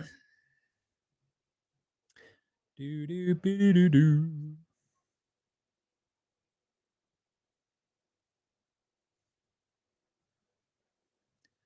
Cooper Flag, Cooper Flag, Cooper Flag. See, he's just got a weird face on him, doesn't he? It's like not at all memorable, which is kind of weird. Anyway, pick is in. Come on, who we got?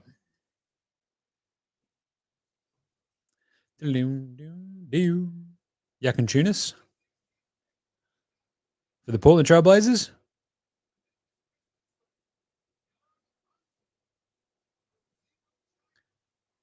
They took Young Hansen? He's not even sitting down there. Portland, what are you doing? He's up in the stands, you idiots. That is amazing.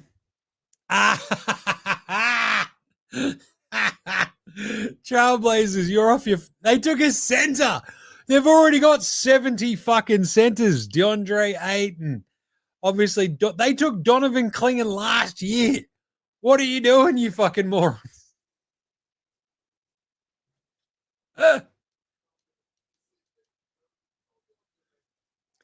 That's incredible. So this is the Portland pick that Memphis are making. Proposed trade, right? That's chaos.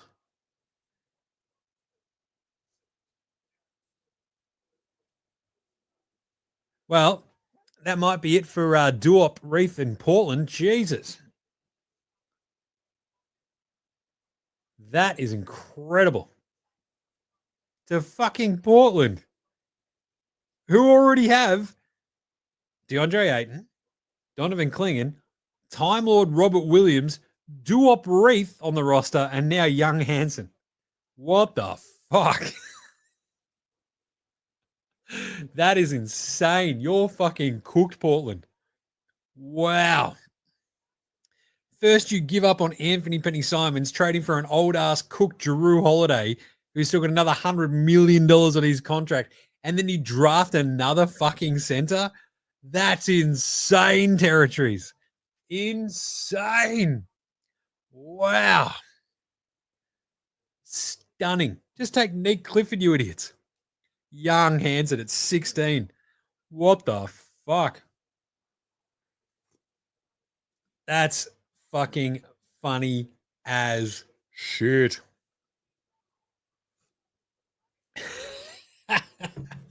Shit, if you're going to take Young Hansen at 16, just take Rocco. Fuck me.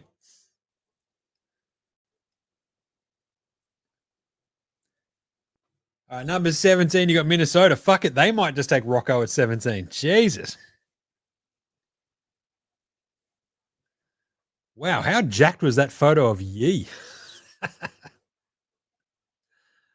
Wow. Portland. What are you cooking? Seemingly an absolute shit show. That is funny as fuck. Like, even if you're stashing Young Hansen, I'm pretty sure you can get into this draft at some point. Wow. That is absolutely insane. Like, on the big board,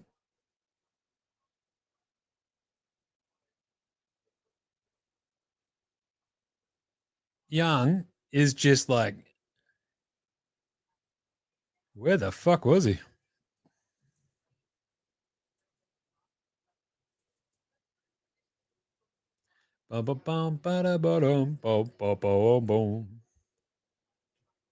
China. Like, if you're going to take Young Hansen, just take Yon. What are you doing?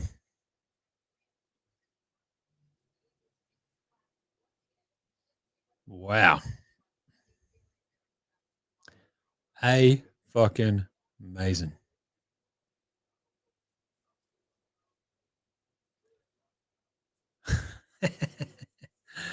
Anyway, Minnesota at 17. Let's take Rocco. Come on. No fucking round. Rocco. The pick is in. Here we go. Let's get weird. Rocco.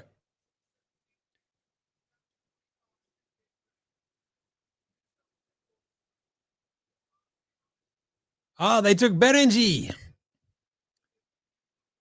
That's a great pick, I reckon, for the Wolves. Just slot in Yon. Berenji. Berengi. Berenger. Behind. Chuck him behind. He's already the big Frenchman. You've already got a big Frenchman there. Just chuck him behind him. Perfect. I love that pick for Minnesota.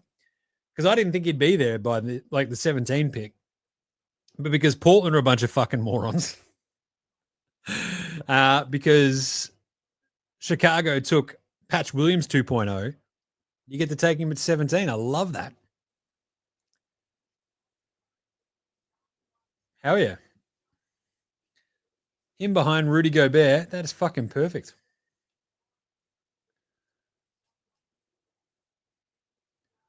Let's go, Berenger.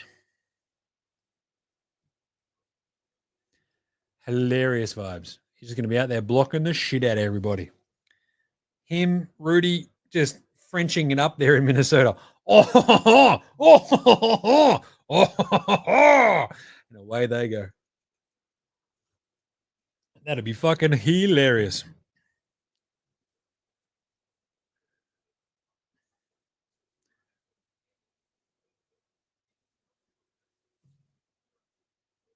Dude.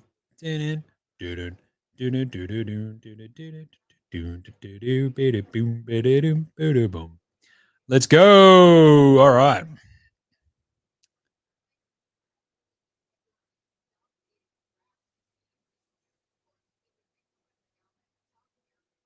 Ooh. Let's go. All right. Yoann Berenguer goes 17. Love that. I think on yesterday's show I had Sorba going there. Just All I wanted was size for Minnesota because you don't know what's going to happen with Niles Reed. You don't know what's going to happen with Julius Randle. You get another basically decent center to throw there as a backup behind Rudy, and you're laughing. Washington, now at 18. This is pretty interesting. I can't believe the Bulls took Essengay. That's fucking hilarious. What are you doing?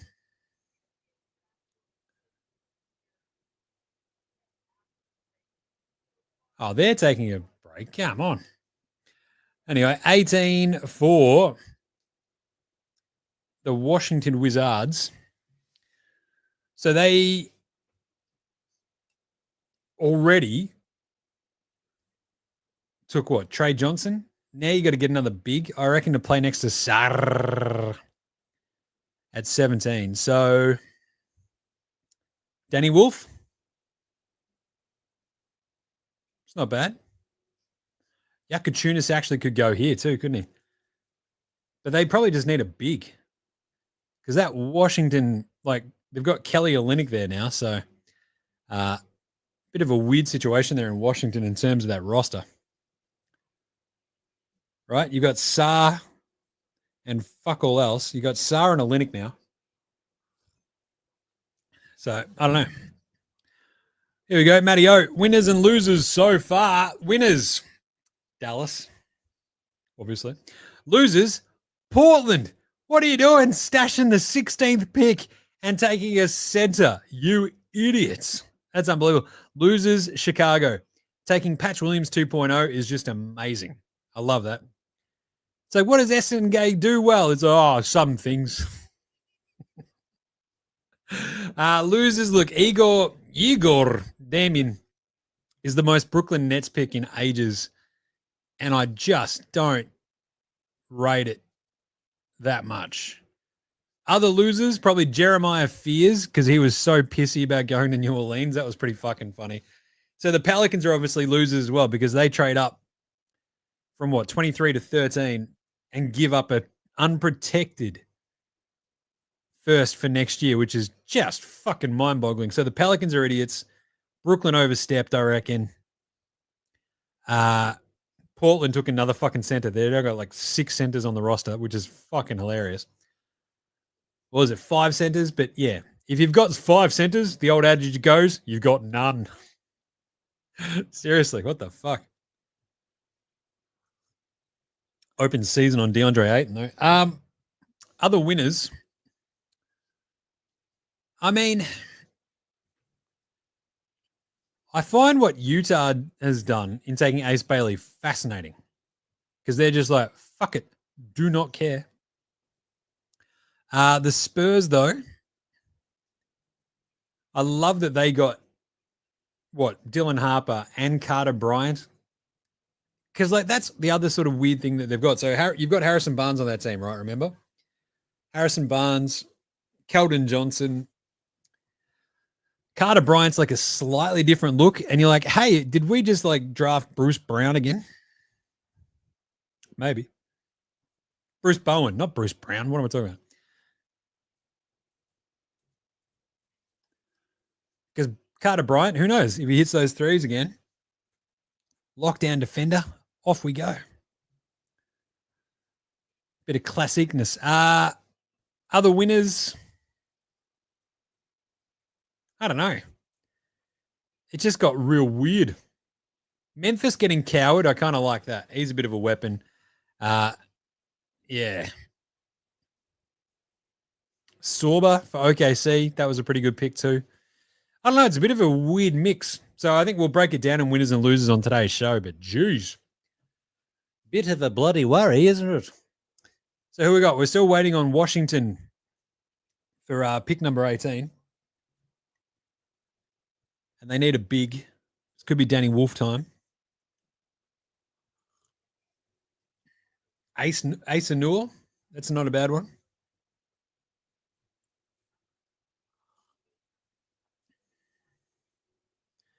Juice Lover, what did you miss? Well, you missed Portland being dickheads and taking a Chinese bloke who wasn't even sitting on the floor at number fucking 16. That was funny. Oklahoma City just getting better.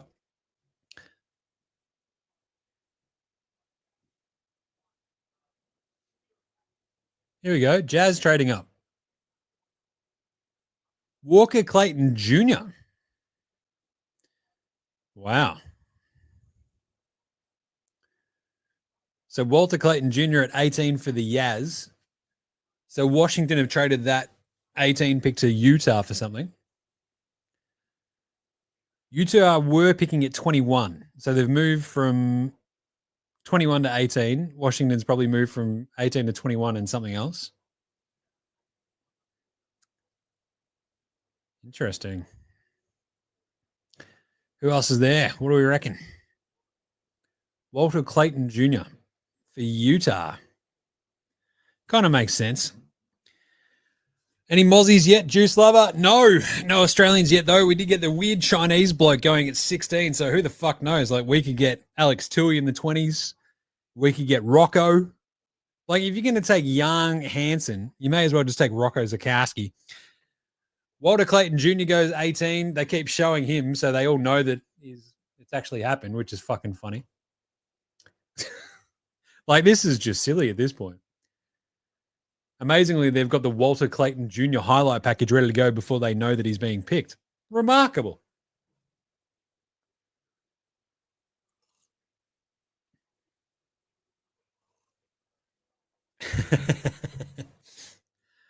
Ah, boy.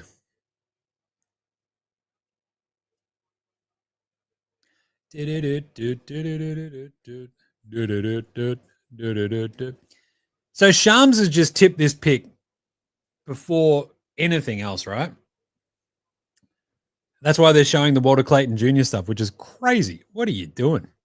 Shams, mate. Insane. So the Wiz are getting 21 from Utah and 2 second rounders for the pick number 18. So you move up 3 spots. Well, if you're Washington, you move back 3 spots and you pick up 2 second rounders. Sure. Jesus Christ. Is that Walter Clayton Jr.'s mum? She is built. She looks like you're putting her in a fucking chokehold the minute you look at her. Come here, you. All right. Shams, what are you doing? Just full-blown tipping picks live on TV. What a dipshit. What a fucking rat.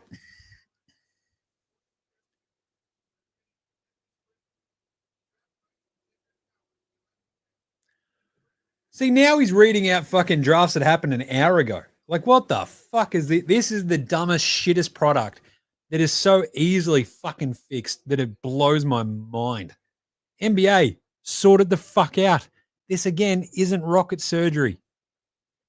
So Walter Clayton Jr. goes 18 in the trade up, and he's reading this out now, right? That is Washington. But we know that the trade is happening, that he's going to Utah instead. This is fucked. Anyway. Good pick for Utah, though. They actually need a proper, maybe, like, with Isaiah Collier and Keontae George, this just gives you a really solid young point guard rotation, so kind of don't mind it. Anytime you get more ball handling when you got Ace Bailey out there, happy.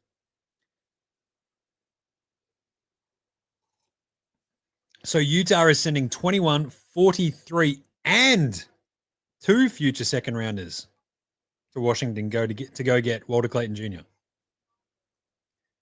Wow. So that's 3 second rounders then. Huh. So you got all the journalists, the big J journalists scrambling to be like, no, it wasn't just 2 second rounders. It's like multiple second rounders. Okay. So Wiz now get 43 from Utah. Just saying, that could be a Rocco landing spot at 43. We'll have to find out tomorrow when we do this all again. When the Aussies are actually getting drafted. That's going to be awesome. Yeah, not bad. Not bad. Good size. Good size. All right, so who are we up to? We're up to 19. This is Brooklyn's second pick. Ace Bailey. Boom, boom, boom, ba-da-doom, boom. Ace Bailey. Bum, bum, bum, ba-da-doom, dum. Stuck out here in Utah with a bunch of white people looking at all the things that I do. I talk to Donovan Mitchell like ice glue. I don't know. Either way, that spiraled off. Ace Bailey. Bum, bum, bum, bum, ba-da-doom, doom. Songbird of my generation. So Utah sent 43 and second rounders in 2031 and 2032 to Washington. Washington making out like bandits just to move back 3 spots. If you don't like someone there, that's fucking great. So you've still got Kasparis Yakachunas out there. And I thought Brooklyn might take him at 8. They could take him here at 19. And I kind of always thought they'd go for Igor Demin when they got round to 19. If they just flip it up and reverse it, it's going to be the funniest fucking thing in the world, because this is exactly what I think Brooklyn were always going to do this kind of thing, because if you go back and look at some Brooklyn drafts in the past, they fucking love this sort of shit with like these overseas dudes. So if you go back through Brooklyn, there was the year they took so back in 2018, they took Mutsa and Kuriks, right? And you knew those two were going to do that exact same sort of thing. They took Kabengele, actually, as well, and Nicky Alexander-Walker back in 2019. Clowney and Miller Whitehead last year. Interesting. But yeah, this feels very much like the 2018 draft for Brooklyn where they got Mutsa and Kuriks. So just saying. Ace Bailey. That's going to stick every time you hear his name. You better believe it, Juice Lover. I'm just singing that for the rest of my life now. Every time I say Ace Bailey. Boom, boom, boom, boom, boom, boom. Ding, ding, diddy, doo. All right. So 19, Brooklyn, the pick is not in yet. Let's find out. Nick Clifford would be an interesting one here for the Nets. Just a little bit more wing depth. But Yakachunas, like, just get passes on that Brooklyn team. Passing, if you could get Yakachunas and Igor, you've just got 2 white passes and have at it. Brooklyn, it's just going to be a bit of a shit show. But anyway, don't mind that. If you get him at 19, who fucking cares, right? Passing. You can let D'Lo walk. Who fucking cares?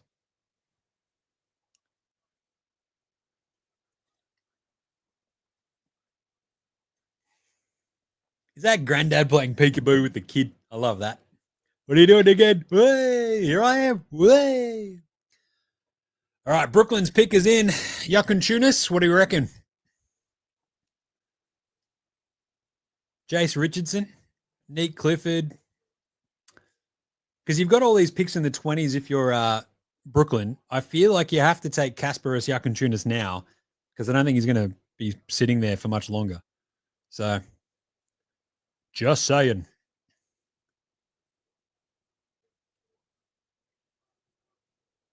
Oh, also, holy shit.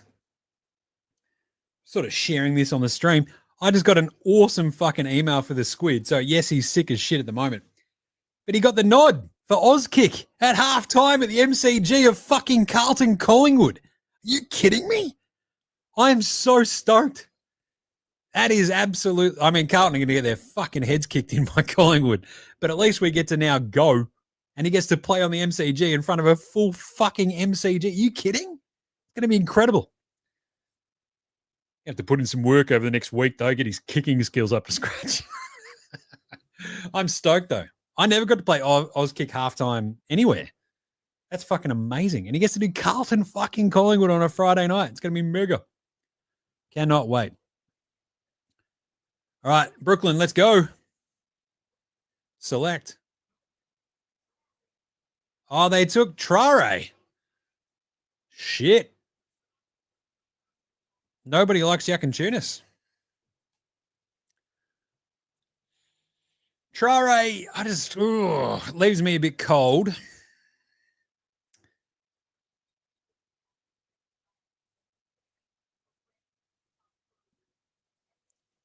He's only 19.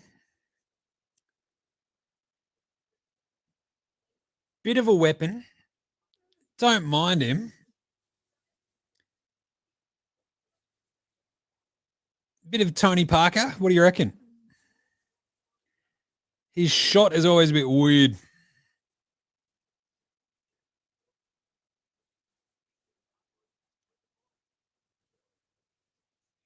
This is a pretty good highlight package as well if you watch Traore.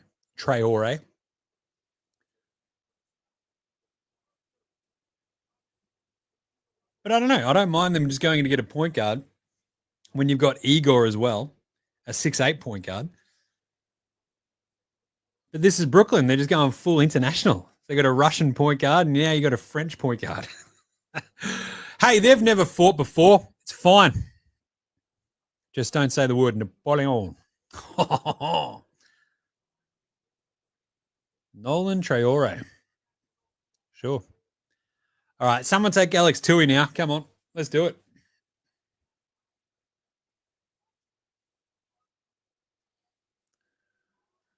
So this is pick 20, Miami. So who's the oldest player? Right? Where's my big board of like who's still around? Who's still floating around? The Panda. Oh, see, Brooklyn, because they've got 3 more picks still. Brooklyn can still go the likes of Will Riley, Drake Powell, and get like a bunch of wings as well. And there's probably one of, like, you've still got Danny Wolf out there if you want to go get another sort of offensive minded big. And who knows what the fuck's going to happen with Yuck and Tunis. So, don't know.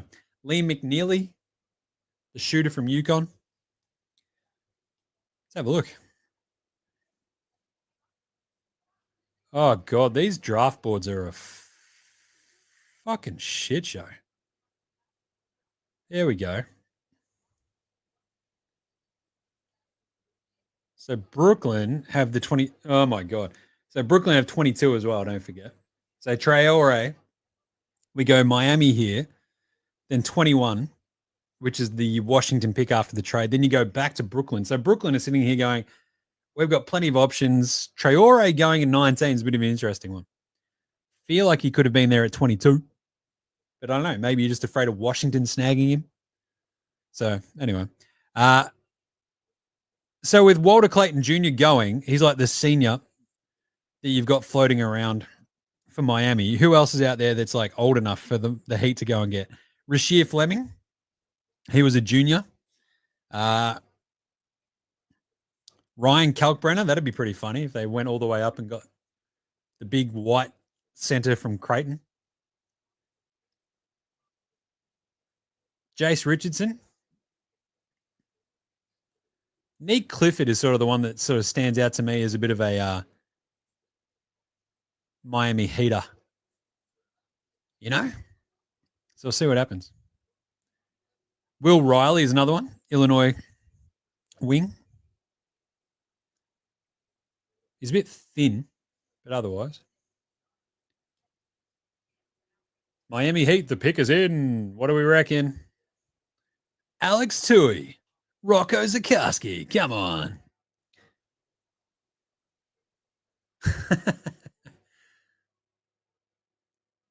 There's a lot of passing now in that Brooklyn Nets team. I don't mind it. Good rebuilding start. So you think about what Miami need. You've got Tyler, there goes my hero. Still got Duncan Robinson on that team somehow. They've still got Andrew Wiggins. Bam. Maybe the Nets were afraid they'd take Traore. Could use a bit of a point guard. What do we think? Oh, the Miami Heat. Jace Richardson feels like a heater, doesn't he? Oh, what's Shams got to say?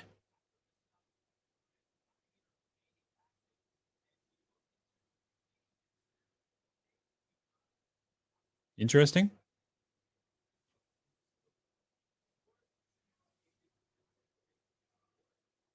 Kaminga, sure, whatever. Shut up, Shams, you giant nerd. The Heat have got Davion Mitchell. They've got Tyler Hero in the backcourt. Terry Rouse, who's busy betting on his own games, allegedly.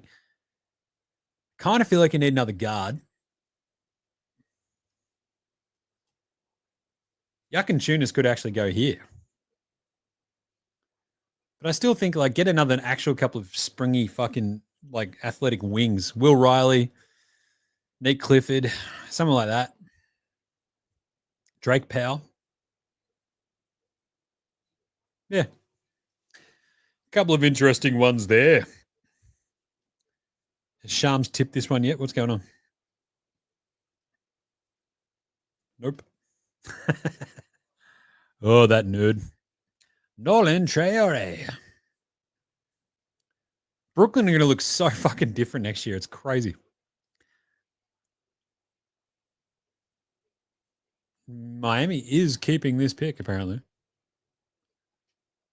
Let's go back to Adam Silver with the 20th pick in the 2025 NBA draft. The Miami Heat take. Who is it? Kasparas Yakajonas. Heat select. Kasparas Yakajonas. There he is. Not bad. Still surprised that the Nets didn't take him to pair with Igor, but if they like Traore, sure. Oh, that motherfucker could not look any more Lithuanian, right? His dad is like every Eastern European dad you've ever seen. Simple as that. Yes, he's very proud of son. He's fantastic, no? Don't say anything about her sister, Jim. I shan't.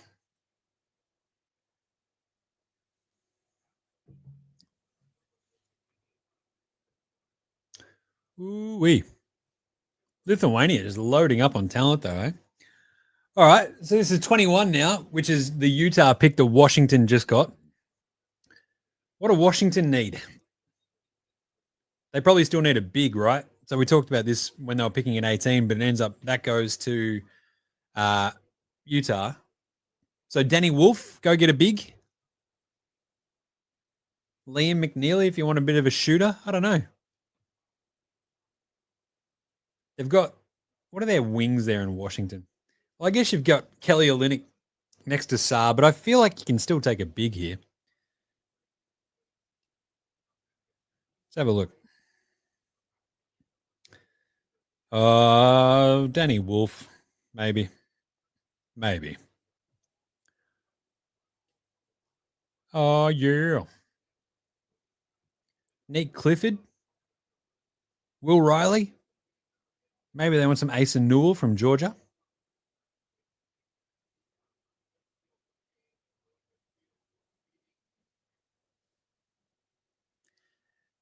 Yakachunas just looks a bit spindly, but for 20, the Heat, pairing him with Tyler Hero on that backcourt is fucking funny as. So, hi, we've got the whitest backcourt going. All right, so the Wiz picking at 21 ahead of the Nets at 22, and then the Hawks at 23. This is a mess of a fucking draft, right? So 21, 22, 23, as listed on ESPN right now, is Utah, Atlanta, and New Orleans. None of those teams are making those picks. Just sort this shit the fuck out. What are you doing? Because 21 is going to Washington. 22 is going to Brooklyn. 23 is going to Atlanta. What are we doing? What a fucking shit show. Anyway. Let's go. Liam McNeely. It's not the Jazz, so I'm just so fucking sick of seeing this Jazz shit up on the fucking screen. What do you just fix it? All right, getting a bit warm in here now. Jesus. Coming back with pick number 21.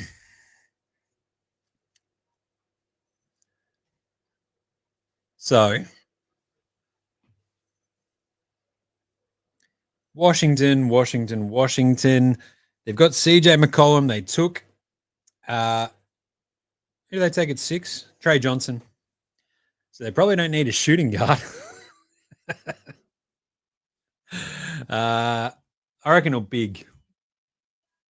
Or a couple of wings. I mean, what have they got? Corey Kispert, Bub Carrington. Better turn that down now, eh? Oh, let's have a look.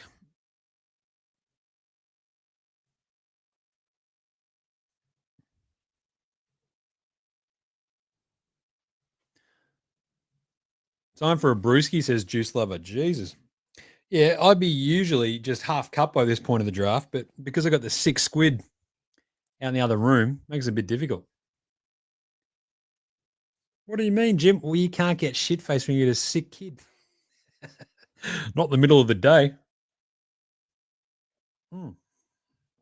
See how we go. I am pretty excited for these 21, 22, 23 picks.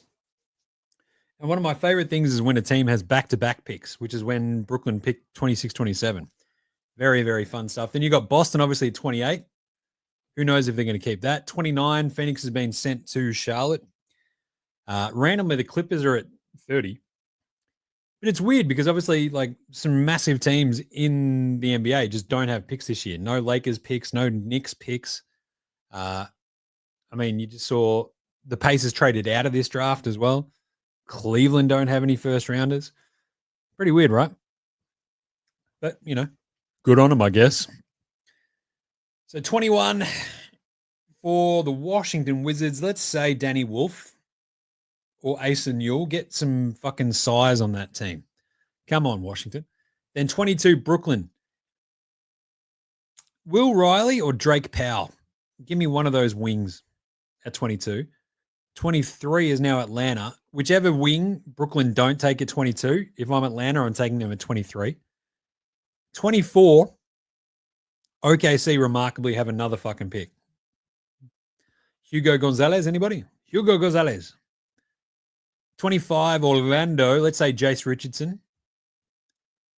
Because Walter Clayton Jr. is gone. So there we go. And Traore's gone. So how many point guards are out there? Not many. And then you got those back-to-back Brooklyn picks. So interesting. All right.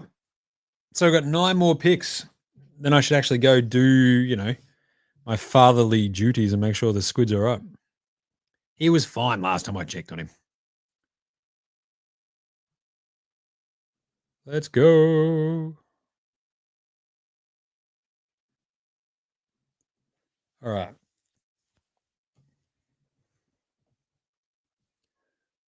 Come on. What? Just get back to the draft. Who cares about these fucking ad breaks?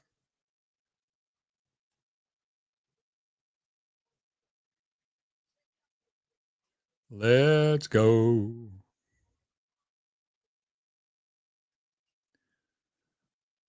The Phoenix Suns over under. Jesus.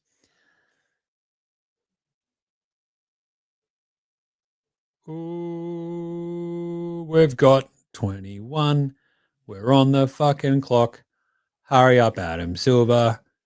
You look like a cock. Hey, Adam Silver. He looks like a penis. He's sort of like a reverse vampire if you meanest. I don't know. 21. Come on, let's go.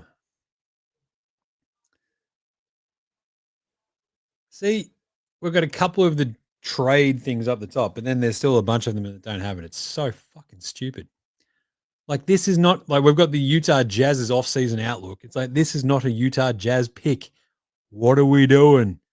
Jesus. Pictures of Karl Malone up there. Get the fuck out of here. This is going to Washington. Don't show me Yaz shit. Fuck. 21st pick. It's going to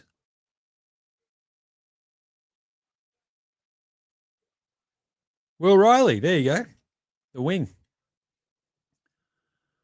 Not bad. Kind of makes sense for the Wiz. They kind of need even more sort of explosive athletes. Well, explosive. They just need more like younger athletes on the perimeter. I probably would have taken a big, but at the same time, I don't run an NBA team. Eddie Mawul. All right, Will Riley. Sure. It gets us back to 22, which is the Brooklyn pick from Atlanta and the Zinger trade. Who could they take? Drake Powell, Liam McNeely, Jace Richardson. They'll probably take Asen Newell just because Sean Marks is off his fucking head. Traore ahead of Yakin Tunis. I don't know about that. And then he'll probably take Asen Newell like as a fucking big-ish kind of dude. I mean, sure. Not a great sort of shooter. Anyway, but Will Riley, pretty good.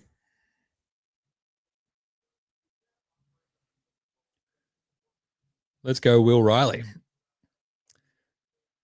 Washington Wizards. He's very, very young. Can't shoot it. Bit of a problem.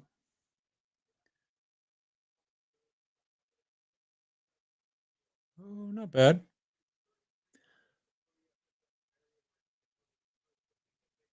Pretty spindly, though, isn't he?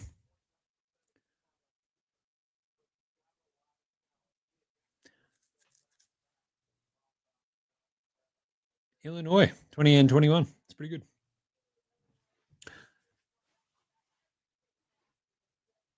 Ooh, Brooklyn. Absolutely, absolutely hinging on what the fuck they do here, right? Morons. So this is the other thing when they do the Atlanta Hawks 21, 22. It's like, yeah, but we all know that Brooklyn are taking this pick. So they're not going to show like the cool Brooklyn, I don't know, just show us like the draft rooms and they don't do that when these picks are being, it's so fucking stupid. You idiots. It's like you're completely hamstringing yourself for no reason. It's fucking just unbelievable.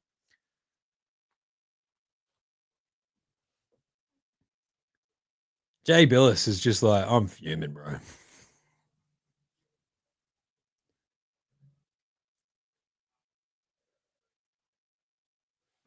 All right, take Drake Powell. Just as long as you don't take Noah the Panda Pender.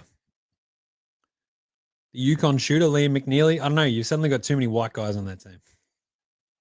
He's definitely going to take Asa Newell or something.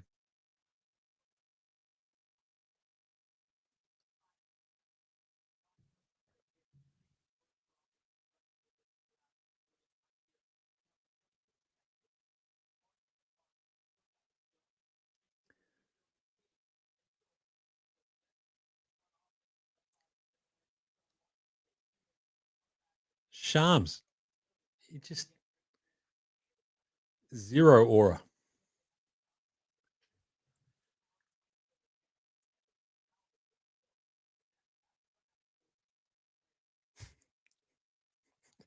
So they went to Shams for 30 seconds of him saying the Nets are probably going to use this pick. What are we doing?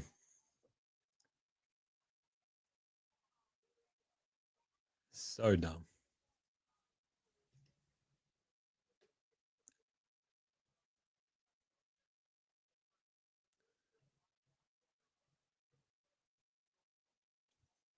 Asa Newell from Georgia is the funniest one. Because, like, cool, you just picked another weird tweener big who doesn't have that much talent when you could just get, like, athletic wings. Guess what people actually like, Sean Marks? Athletic wings. He's like, nah. Oh, no, Jim, I can't do that, bro. I've got to do different ones, eh? It's so fucking dumb.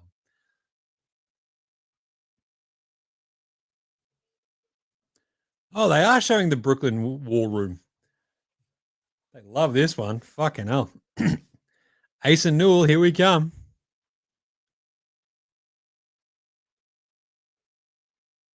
Ugh.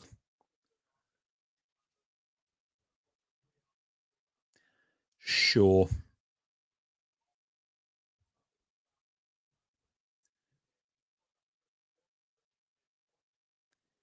Offensive rebounding. It's definitely like a skill set that we need in the NBA and definitely not something that's completely fucking college related. Unbelievably dumb.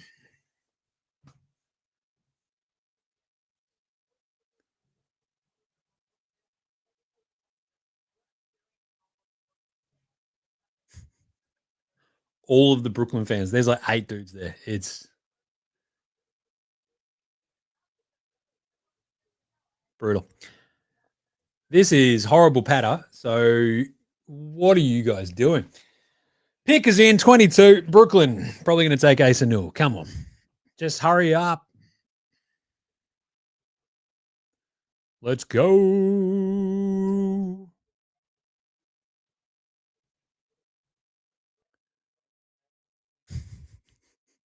The Nets front office is celebrating its picks more than the Thunder players celebrated the title.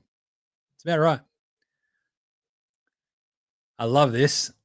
Hansen Young Hansen, Chinese Jokic. Rocco Zakarsky, Aussie Jokic. So good. All right. Let's go.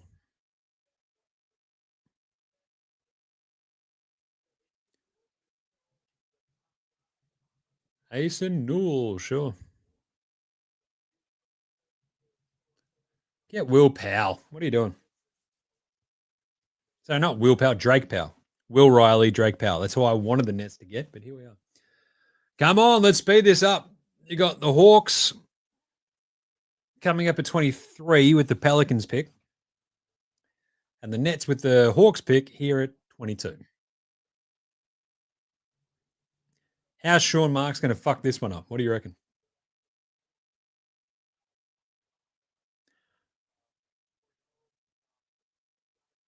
Ace and Newell or Drake Powell? Who do you reckon? Let's speed this up. Jesus.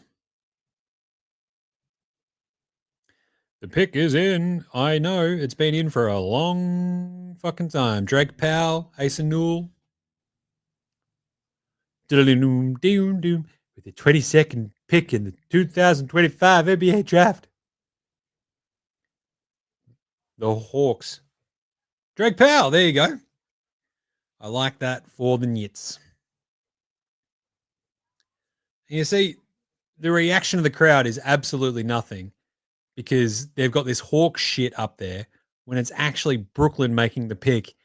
They're shitting on their own product. It's the fucking dumbest thing in the world. Yep. Drake Powell, 22. Now we go to 23 with the actual Hawks taking this pick.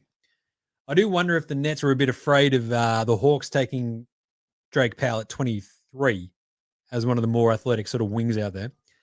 Wonder if what do the Hawks sort of need now? You've got Zinger.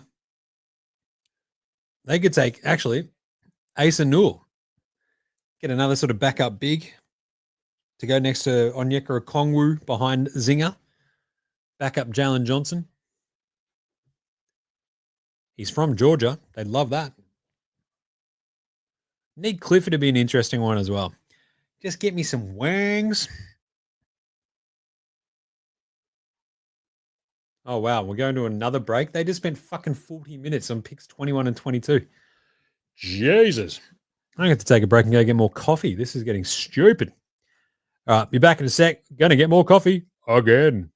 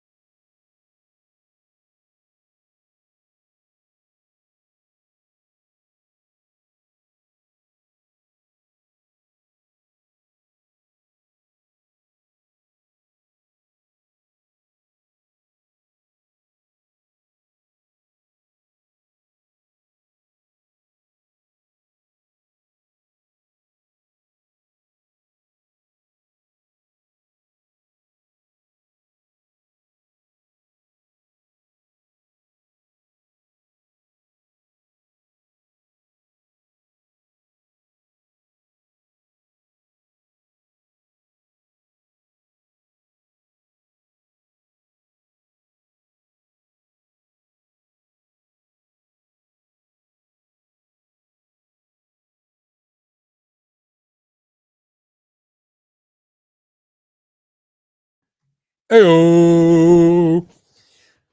can't believe I did all that. And there's still like an ad break.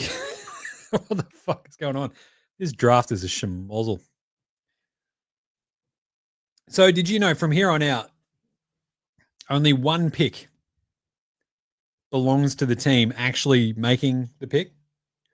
I think that was actually true from about the 14th pick. Yeah. So I think from 14, no, I think it was 12 all the way through to 28. They were the only two picks still actually with the existing team that that actually owned that pick. It's beyond a joke. Just saying. Fucking ridiculous.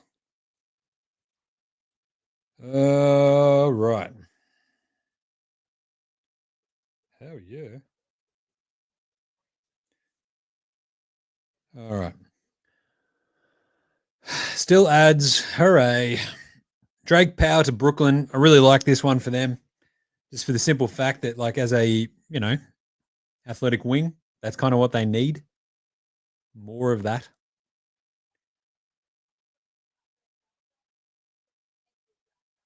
Let's go.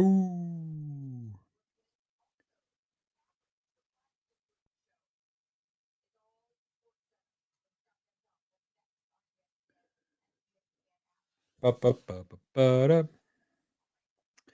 Ba-da-ba-ba-da-ba-da. Gentle reminder, you fucking just fix this shit, NBA. This is the dumbest thing in the world. Making it like this is I hate this so much for the very, very simple fact. Like, we can figure this out, right? We're sitting here going, okay, so the very simple sort of approach to a draft of like knowing where the pick is going, like when that pick is made, where is that player going to play?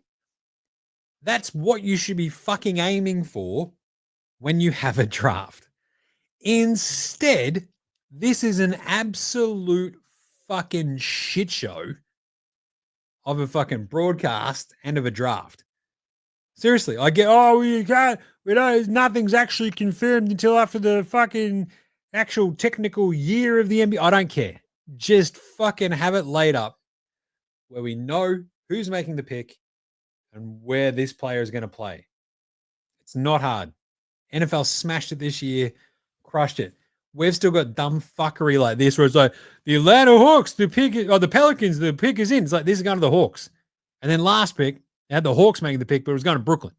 Like, what are you doing? So this is a Hawks pick. We're going to add more. He's only now announcing the 18 and 21 swap. What are you fucking doing, NBA? This is a horror show. There you go. Asa Newell.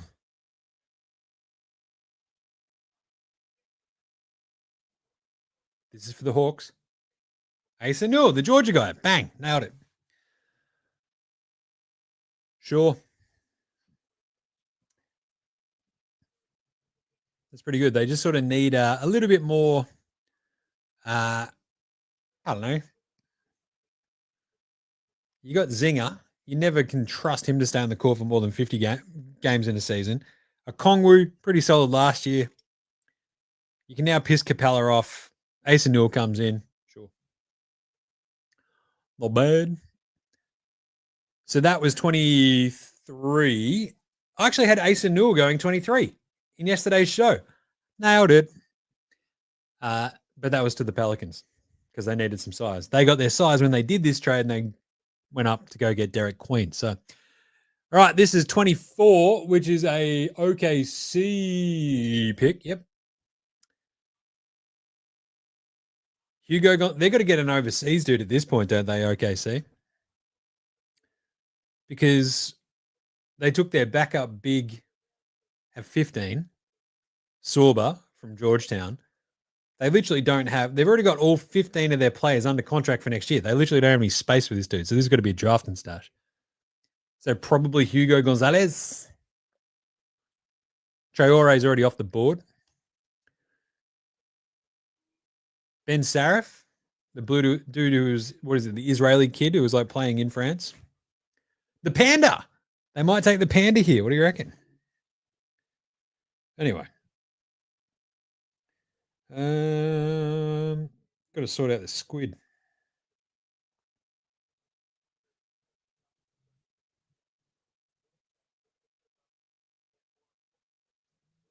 All right. Oh boy. So what do we got now? Ooh, we getting into Rocco territory yet, do you think? Brooklyn taking Rocco would be fucking funny as at like 26, 27.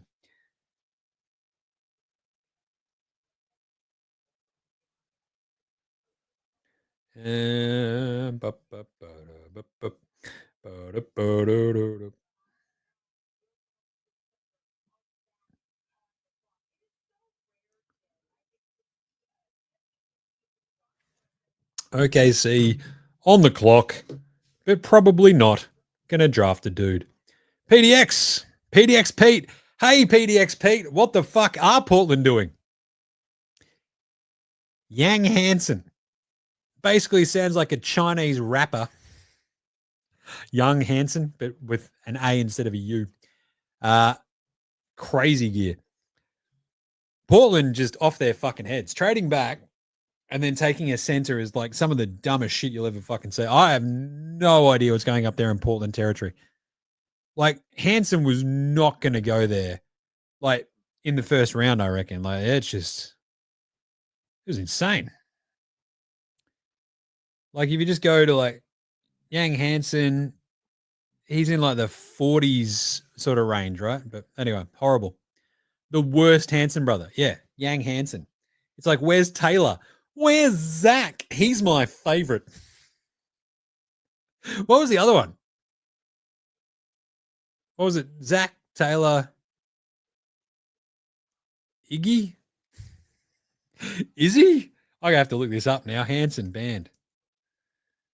Bop, shop, bop, doo, wop. Isaac. I was so fucking close. No, I had Zach. Taylor. Wait. They had Isaac and a Zach in Hanson. What the fuck was going on there? What are they? The Knipples with Con, Caravitas, Constantine, Caravangelus, Caravan of Courage, like all the Knipples. Yeah, the worst Hanson brother. To be honest, you might as well just like fucking draft Taylor Hanson at this point.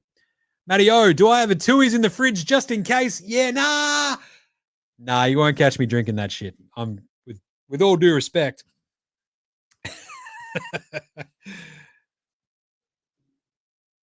Not feeling great. What on earth?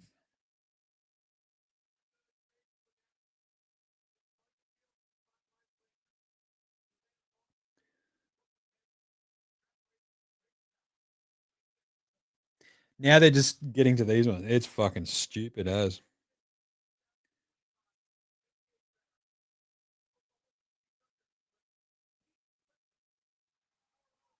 Nate Clifford, not bad. That's a weird one. Huh.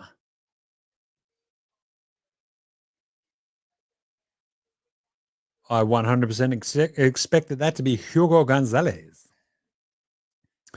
But Nate Clifford, don't mind it. Ooh, fuck. Actually, don't mind this idea, though. Liam McNeely now is still on the board for the Magic at 25. They just need shooting. Go get Liam McNeely. He can shoot the piss out of it. Awesome.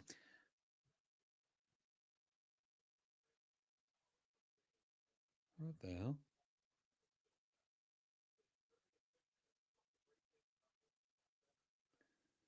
Boom, boom, boom, ba-da-doom.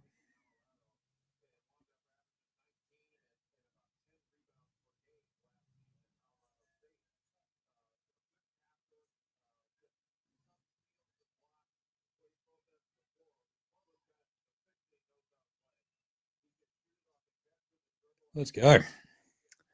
Sure. Nate Clifford Goes 24. We got 25 Orlando up next. Give me Liam McNeely. Go get the white shooter from UConn. Go on. I dare. Either that or the son of former Magic man, Jace Richardson. The Nets are definitely going to take Hugo Gonzalez with either 26 or 27, aren't they? And probably take one of the spud centers with the other one. Horror show. Let's go.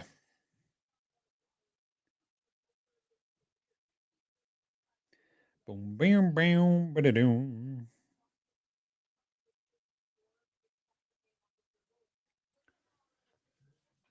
It's a pretty neat jacket. Don't mind it.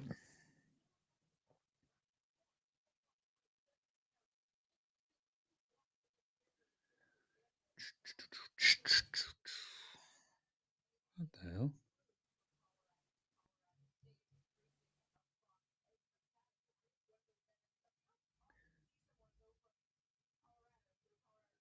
Nick Clifford. There you go. Good stuff.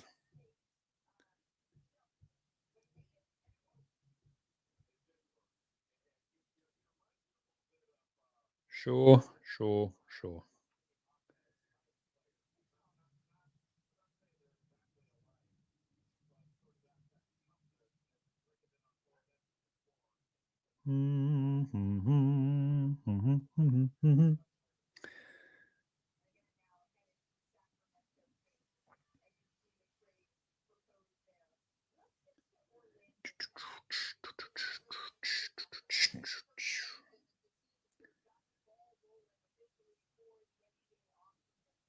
What the hell?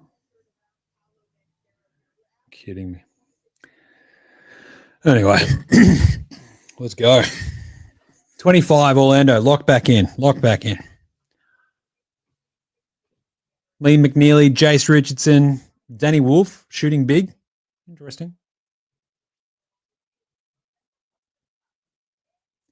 Bum, bum, bum, bum, bum, bum, bum, bum.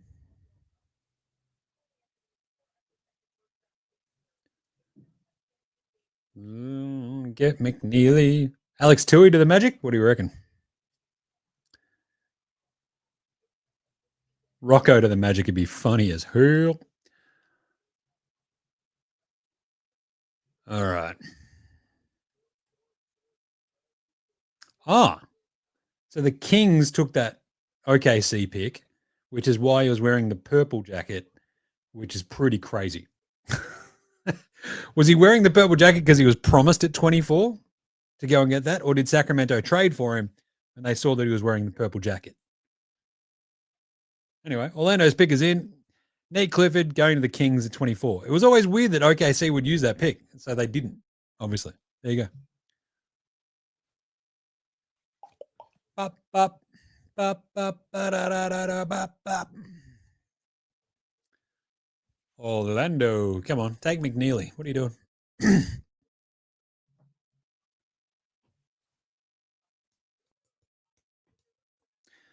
Bum, ba-da-dum, bum, bum, bum.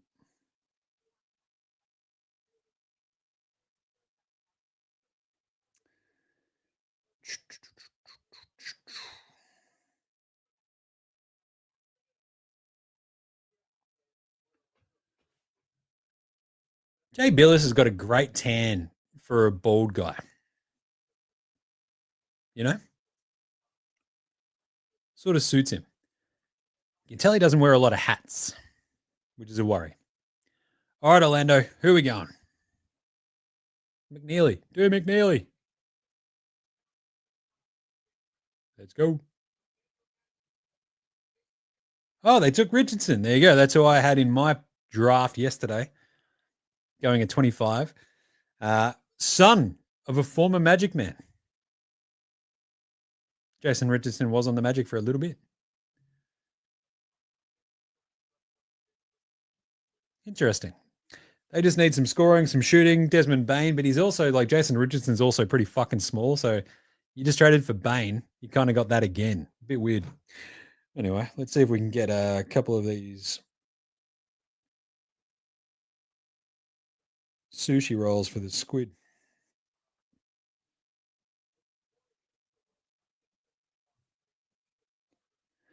Bum bum bum bum bum bum bum bum bum bum bum bum.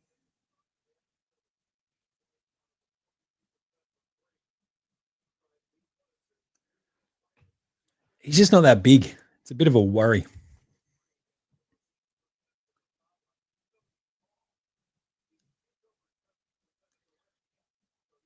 So you got two small shooters now on your backcourt ish around Paolo Bancaro. I mean, Suggs is good because he's big.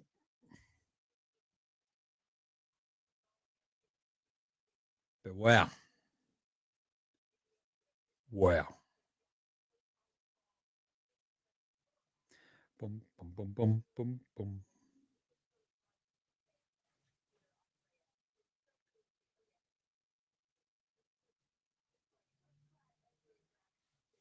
They go to another ad? Bro. This is just. So I had 3 ad breaks since we went to pick 21. This is absurd. I'm just trying to order some sushi for the squid for lunch. What are we doing here?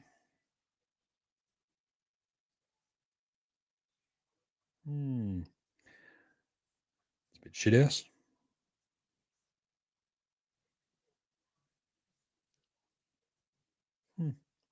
Sure.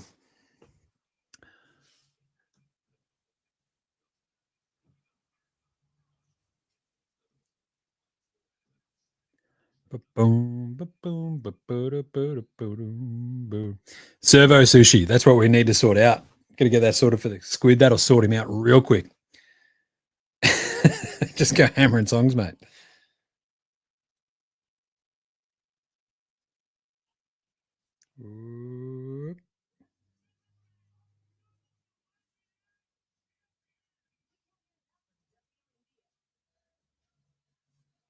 Gee whiz.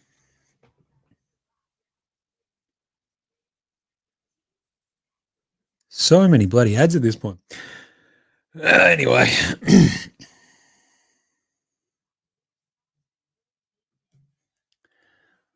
So PDX Pete says, seriously, unless we have Chinese owners coming in, I'm perplexed.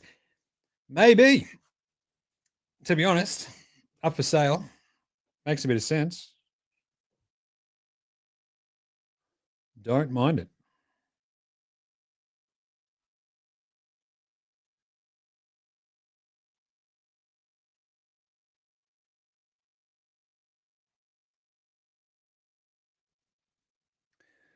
Let's go, let's go, let's go.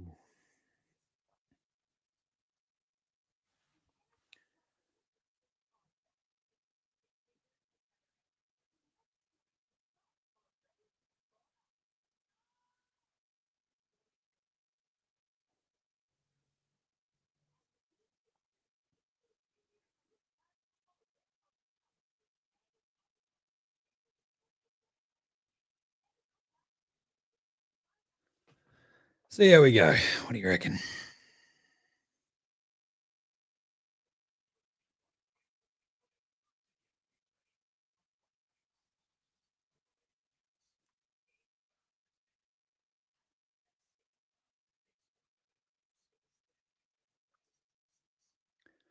Right, I think I've got the squid sorted.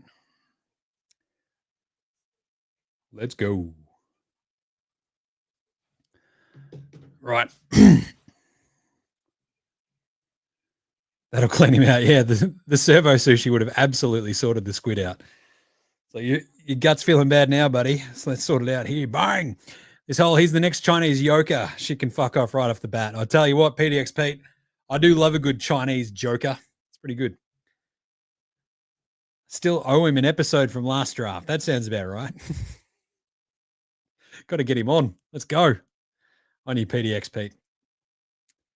All right. Let's go. Let's go. The Chinese Joker, though, Chinese Jokic, I still reckon we should start calling Rocco Aussie Jokic, and away we go. I reckon that'd be awesome. Watch him skyrocket up to 42.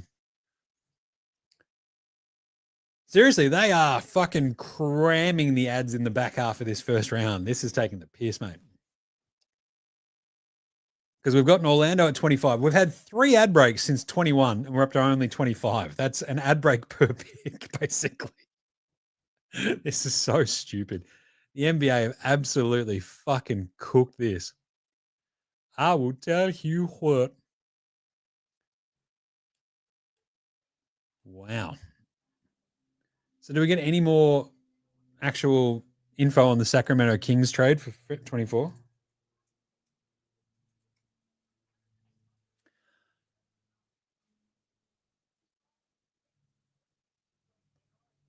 Proposed trade to the Kings, sure.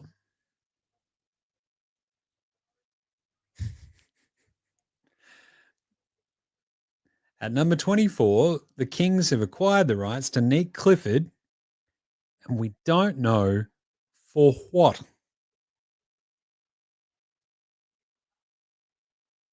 Sure.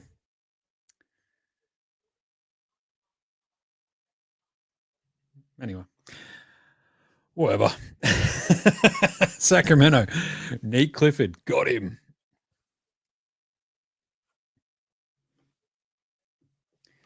Oh, too many messages coming in. What is going on?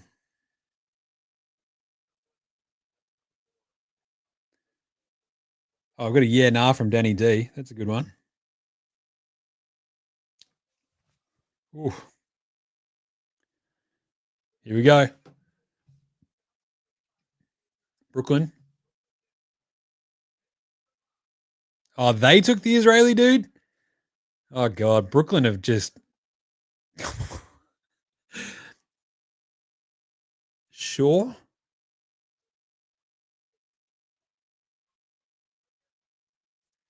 Radical.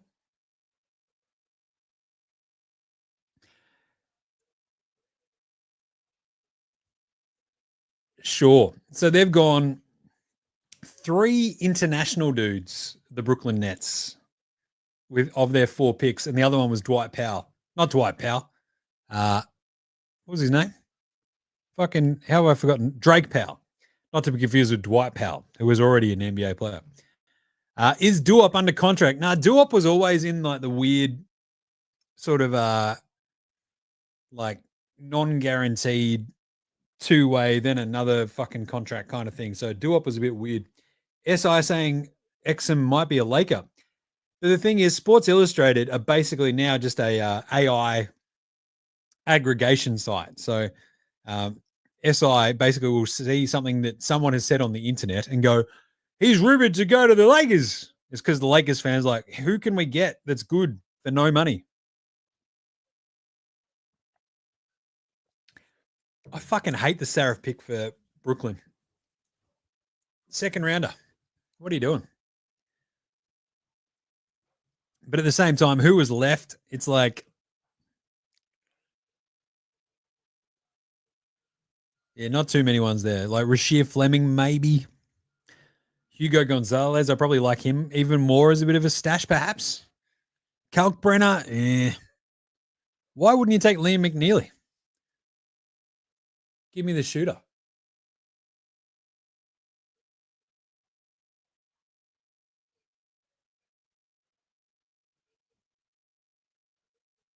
Who is that crying? Was it McNeely? Oh, it's Danny Wolf having a sook. That's a tough one, Danny. But you'll be right. You can go to like Boston. They'd love you there. What's that? Oh, big white guy. Boston are like, fucking gimme, gimme, gimme, gimme, gimme. Poor Danny Wolf. Nuggets should pick up Exum. Bong Lord Burgson. Hell yeah. Is that a and whoever Bong Lord Bugson, I love that they've got the Broden little fucking thing. That's awesome. The Nuggets actually should pick up Exum because look, they just need a backup point guard who can, fill in for Jamal Murray whenever he's hurt, which is a lot of the time. And also play in that second unit, replace the Westbrook chaos with just a little bit slightly more controlled chaos. Actually, Nuggets could do a lot worse than Exum as a backup point guard. Fuck yeah. I love that bong lord. I am lord of the bongs. Check this out. Fucking bong lords. How good are bong lords? Exum is a Laker. Bit of a weird one. Is Duop under contract? I'm pretty sure he wasn't. I don't actually know his next year one. Let's have a look.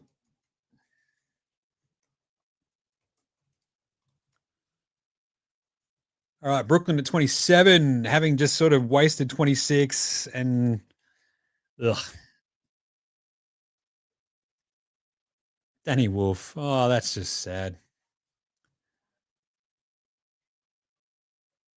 All right, what has where is he? Yeah, Duop's a restricted free agent there on the minimum with Portland. So basically, oh no, he's locked in for this year. 26, 27 is a restricted. They're now doing the 13 and 23 swap. This is an absolute fucking shit show, NBA. Sort your shit out. You're embarrassing yourselves. All right, 27, Brooklyn. They are taking Danny Wolf. There he goes. He was just there having a cry. Amazing. Oh, his brother's having a cry. They've both got some weird looking faces going on. That's lovely, though. He probably should have gone to Boston. He would have been a fucking cult hero. Oh, I don't like that for Brooklyn, but sure. There you go. Michigan Jokic. What do you think? Doom, doom, doom, doom, doom.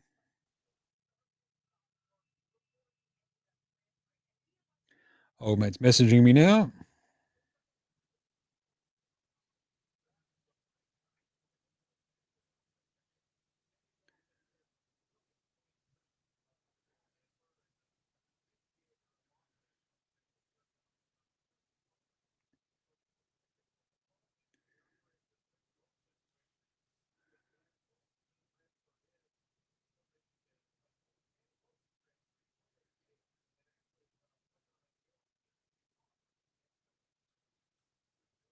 All right. Nobody wants a crybaby, says Juice Lover. I do wonder, was he crying because he knew that was being picked next and he was already fucking stoked? But he did look sad, didn't he? And this is just relief. Good on you, Danny Wolf. Holy shit, we're 3 hours in. Jim, are you rooted? Oh, just about. Still got to do a show today to wrap all this up. We'll do winners and losers after all this, so that'll be fun.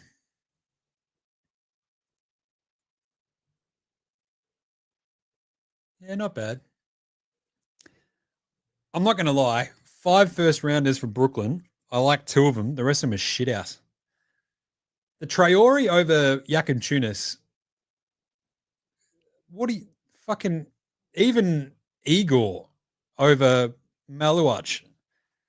Just the Nets have completely galaxy brained themselves into a shit show again.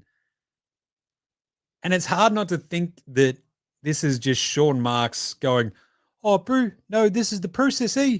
This is how we do things. And it's like, it hasn't worked for 10 years, so I don't know. Seriously, it's going on 10 years since he took over. It's an absolute horror show. Got to hope that Danny Wolf is good. I think he'll be fine. He's got a bit of sauce. It's pretty big. Boston's got to be spewing they didn't get the big white guy, though, right? Absolutely spewing.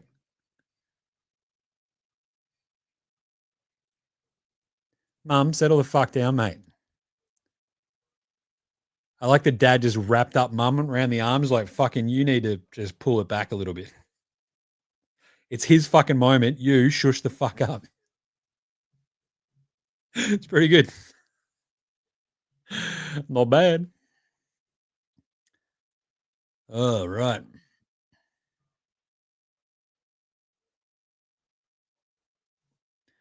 Let's go.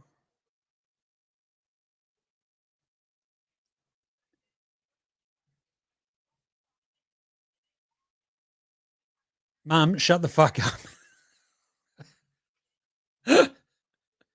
He is just like death staring his mum, going, just nah, shush. Jesus.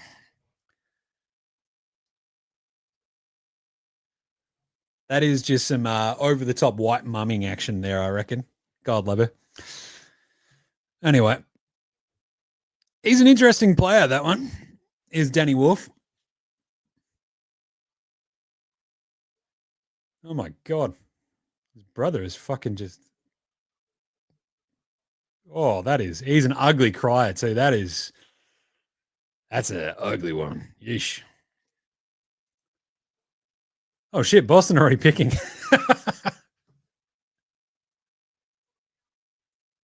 Oh, Hugo. They took Hugo. Sure. That's the draft and stash there for a bit. Off you go. They are absolutely up against it when it comes to the money, aren't they, Boston? So not bad. Get their Spanish guy. Not bad. So 29 now goes to Charlotte in the Phoenix trade for Mark Williams, and 30 is the Clippers, and then we're done. Has Liam McNeely just not gone yet? What the fuck is going on there?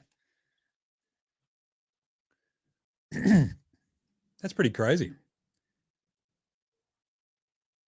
Brooklyn taking the Israeli kid over McNeely, just like a fucking rangy shooter. Like, what are you doing? Ugh.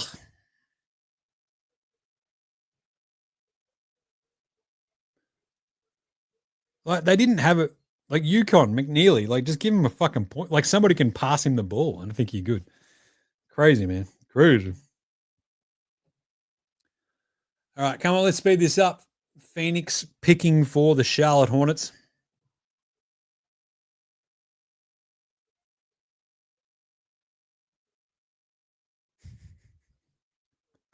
Oh, Danny Wolf. That's a tough one for the brother. It's a tough look for the brother. Like, to be in tears that bad and to be that ugly on TV. That's a rough scene. Absolutely rough scene. With that hair as well. Danny Wolf's brother, mate. Wow. All right, come on, Charlotte. Let's move this along. Wrap her up so I can go and tape a show.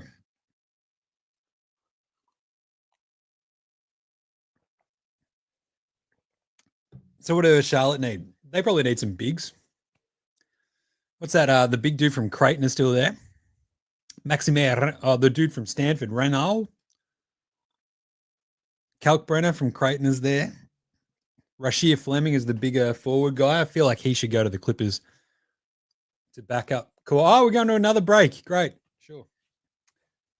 Oh, boy. So I got Charlotte on the clock. The pick is yet to be in. Let's bloody go. Doom, doom, doom, bida doom.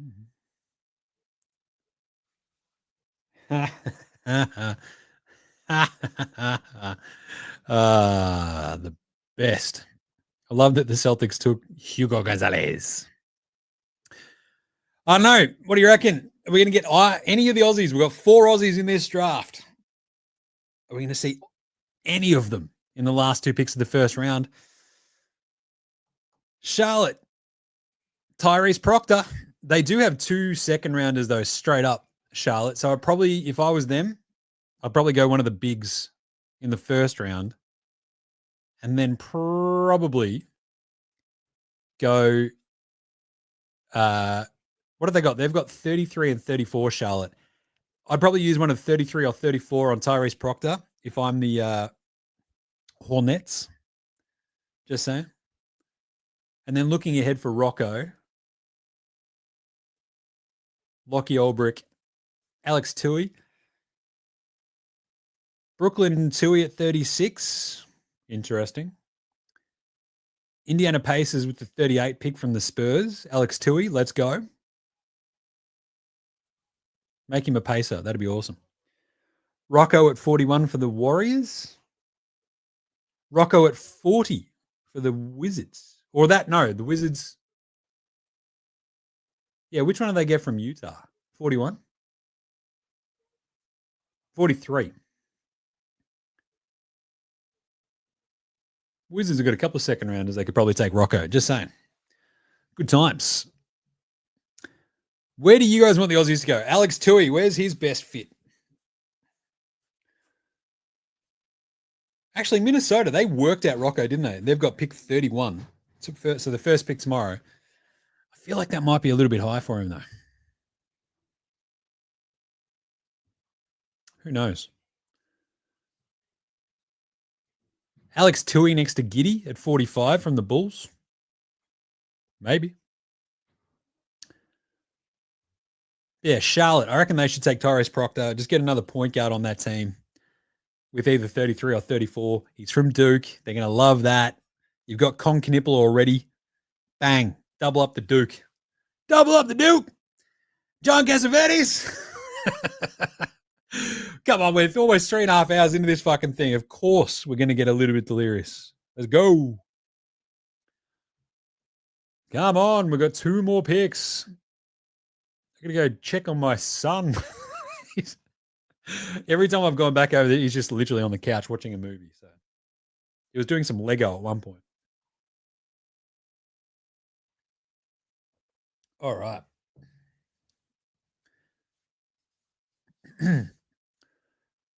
So you think about tomorrow, you've got Minnesota, Boston, Charlotte, Philly, Brooklyn, Detroit, the first 7 picks. I reckon, yeah, we could easily see 1 or 2 of the Aussies go in those first 7 picks in the draft tomorrow. So, you know what? We're going to do it all again. We're just doing the second round live as well because fuck it. What else am I going to do? Remember, you can also support the show. The link is in our bio and all that sort of shit. Shout us a coffee, shout us a beer, all that sort of stuff. You can sign up to the membership level. We will have our first unique exclusive membership podcast next week. We're going to go through a bunch of the finals and the drafts and stuff. It's going to be very, very fun. So go check that out. It's over on, you just hit the link in our bios across the socials, right? Buy us a coffee, shout us a beer. You can sign up to a membership level like Patreon and shit. Boom. You get instant exclusive access to just shit that other people don't get. So it's going to be pretty fun. Trust me. Here we go. 29. Charlotte Hornets select Lee McNeely. There you go. Oh, that's nice. He's at least not fucking having a sook like Danny Wolf. Oh, is that the misso? Danny McNeely. Ooh, might be the sister. That's the mum? Don't get fired, Jim. Who's going to fire me? It's me. McNeely is such a good pick for Charlotte. Seriously, just put shooting around Brandon Spindles, Ingram, LaMelo, and co, and bang. They get 2 white guys with their picks, so they get Con Knipple, and they get Liam McNeely. I think they just made the winner list, not because they're white, but because they've got a fuck ton of extra shooting. Love that. Whereas you look at Brooklyn's fucking draft, it's a mess. I love this for Charlotte. And here he is putting on a fucking Phoenix hat. So stupid. So fucking stupid. But that's great. On your Liam McNeely. Love, love, love it. Is that Danny Wolf's mum getting in the action on Liam McNeely's mum? Mum on mum action. Jesus Christ.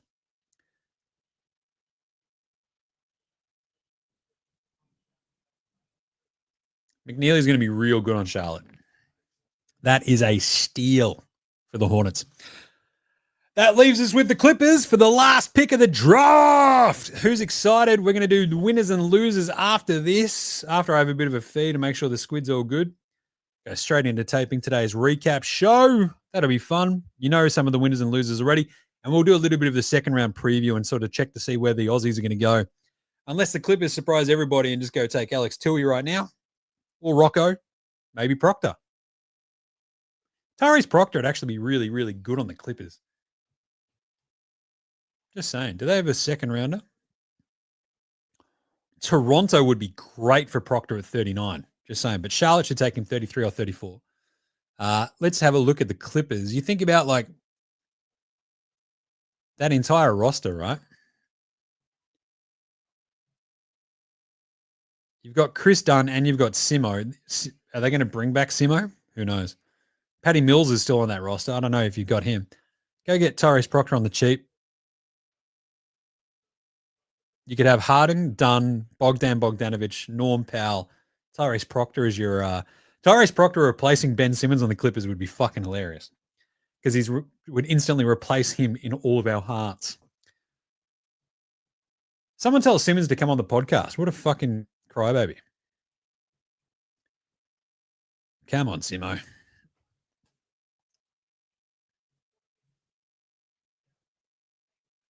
Oh, there's McNeely. All right, Clippers, what's going on? Clippers. Yeah, Patty Mills is off to Hawaii. They have not mentioned a word about his playing future, though. As the GM of basketball for the University of Hawaii, that's fine. Like, he might, like, he hasn't retired. He hasn't said anything about what he's going to do. It's kind of fucking strange, but also you sort of kick the tires when free agency comes up next week, and then you sort of go from there. He's already locked in his backup, so. All right.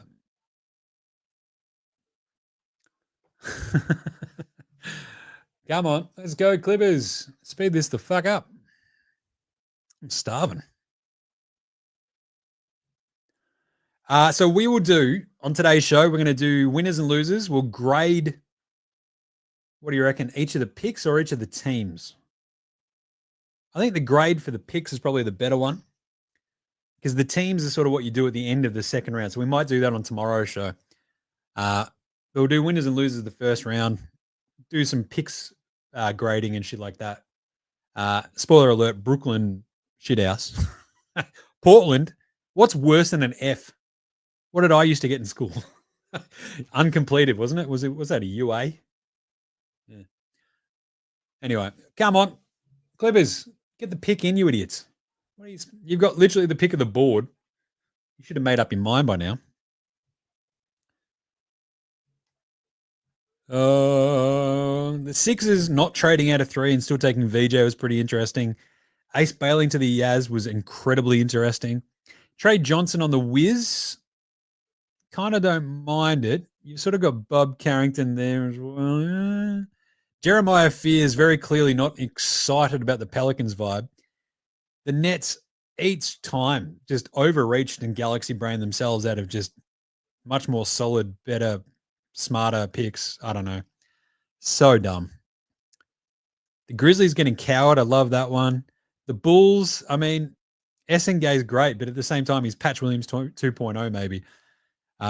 Derek Queen on the Pels, but you gave up an unprotected first for that. Crazy. Carter Bryant on the Spurs. Don't mind this one. Yeah. Anyway, we'll talk it all out on today's show. Come on, Clippers. Let's go. Got to wrap this up. Go take, take care of the squid and sort out today's show.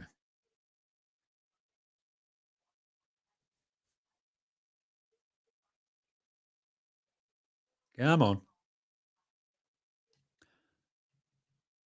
Someone make fucking Kendrick Perkins do a flip.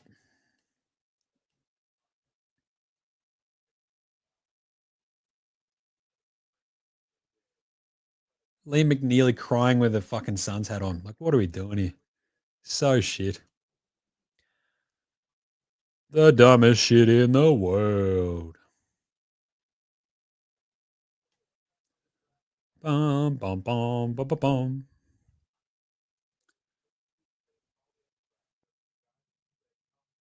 Come on. Let's go, Clippers. What the fuck is going on? This is ridiculous. End of the draft. Let's go right now. Come on. Yeah, so on today's show, we'll also do the sort of predictions on where the Aussies land.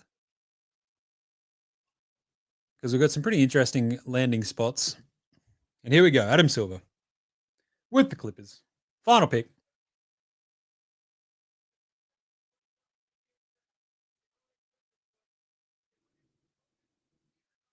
They took Niederhauser. Sure. He's up in the stands as well. That's pretty good. Wow. So there's plenty of talent left. The Panda, Rashir Fleming, Kalkbrenner, Tiero, Reyno, Markovic, the Aussies. So I don't know. Where do you want the Aussies to go tomorrow? I reckon 1, 2, 3, 4 straight off the bat. That'd be good. I'd be all over that. Because we've got Minnesota picking 31, Boston 32 at the minute, 33, 34 for Charlotte. So it'd be good to see Tyrese Proctor go 33 or 34, stay in North Carolina. Alex Tui, I think I said on yesterday's show, Detroit to be pretty interesting, but Pacers at 38 with that Spurs pick. Let's go. Let's team up Furphy and Tui and just go the full beer fridge out there in Indiana. Either way. Rocco, who knows? It's a weird one. Washington have got a couple of second rounders there now too, which would be pretty interesting. The Bulls have got another one at 45 if Tui slips that far. They could also use a bit of size. Go get Lockie Olbrich. There you go. Bang. 45 for the Illawarra Hawks. All right, that'll do us. Almost 3.5. Well, it is 3.5 hours. Jesus. I'm rooted. I'm going to go look after the squid. I'm going to go tape today's show as well straight after that. So, yeah, make sure you subscribe to the show. Get around today's show. Do a big recap of all the picks, winners, losers, draft grades, all that good shit. And we'll preview the second round as well. Tell you what, Portland fans, Jesus. Anyway, remember you can support the show. You can sign up using the buy us a beer, shout us a coffee. You can also jump on the membership there as well. You get a unique exclusive podcast each month as well that no one else gets. It's pretty fucking special, just saying. So go check that out. The link is in our bio across all the socials. And until you listen to today's show, we'll catch you next time, dickheads. This is NBA Straya saying, look after yourselves, would you? And thanks for jumping on the live stream, legends. Love your guts. We'll see you tomorrow for the second round for when the Aussies get drafted. Peace.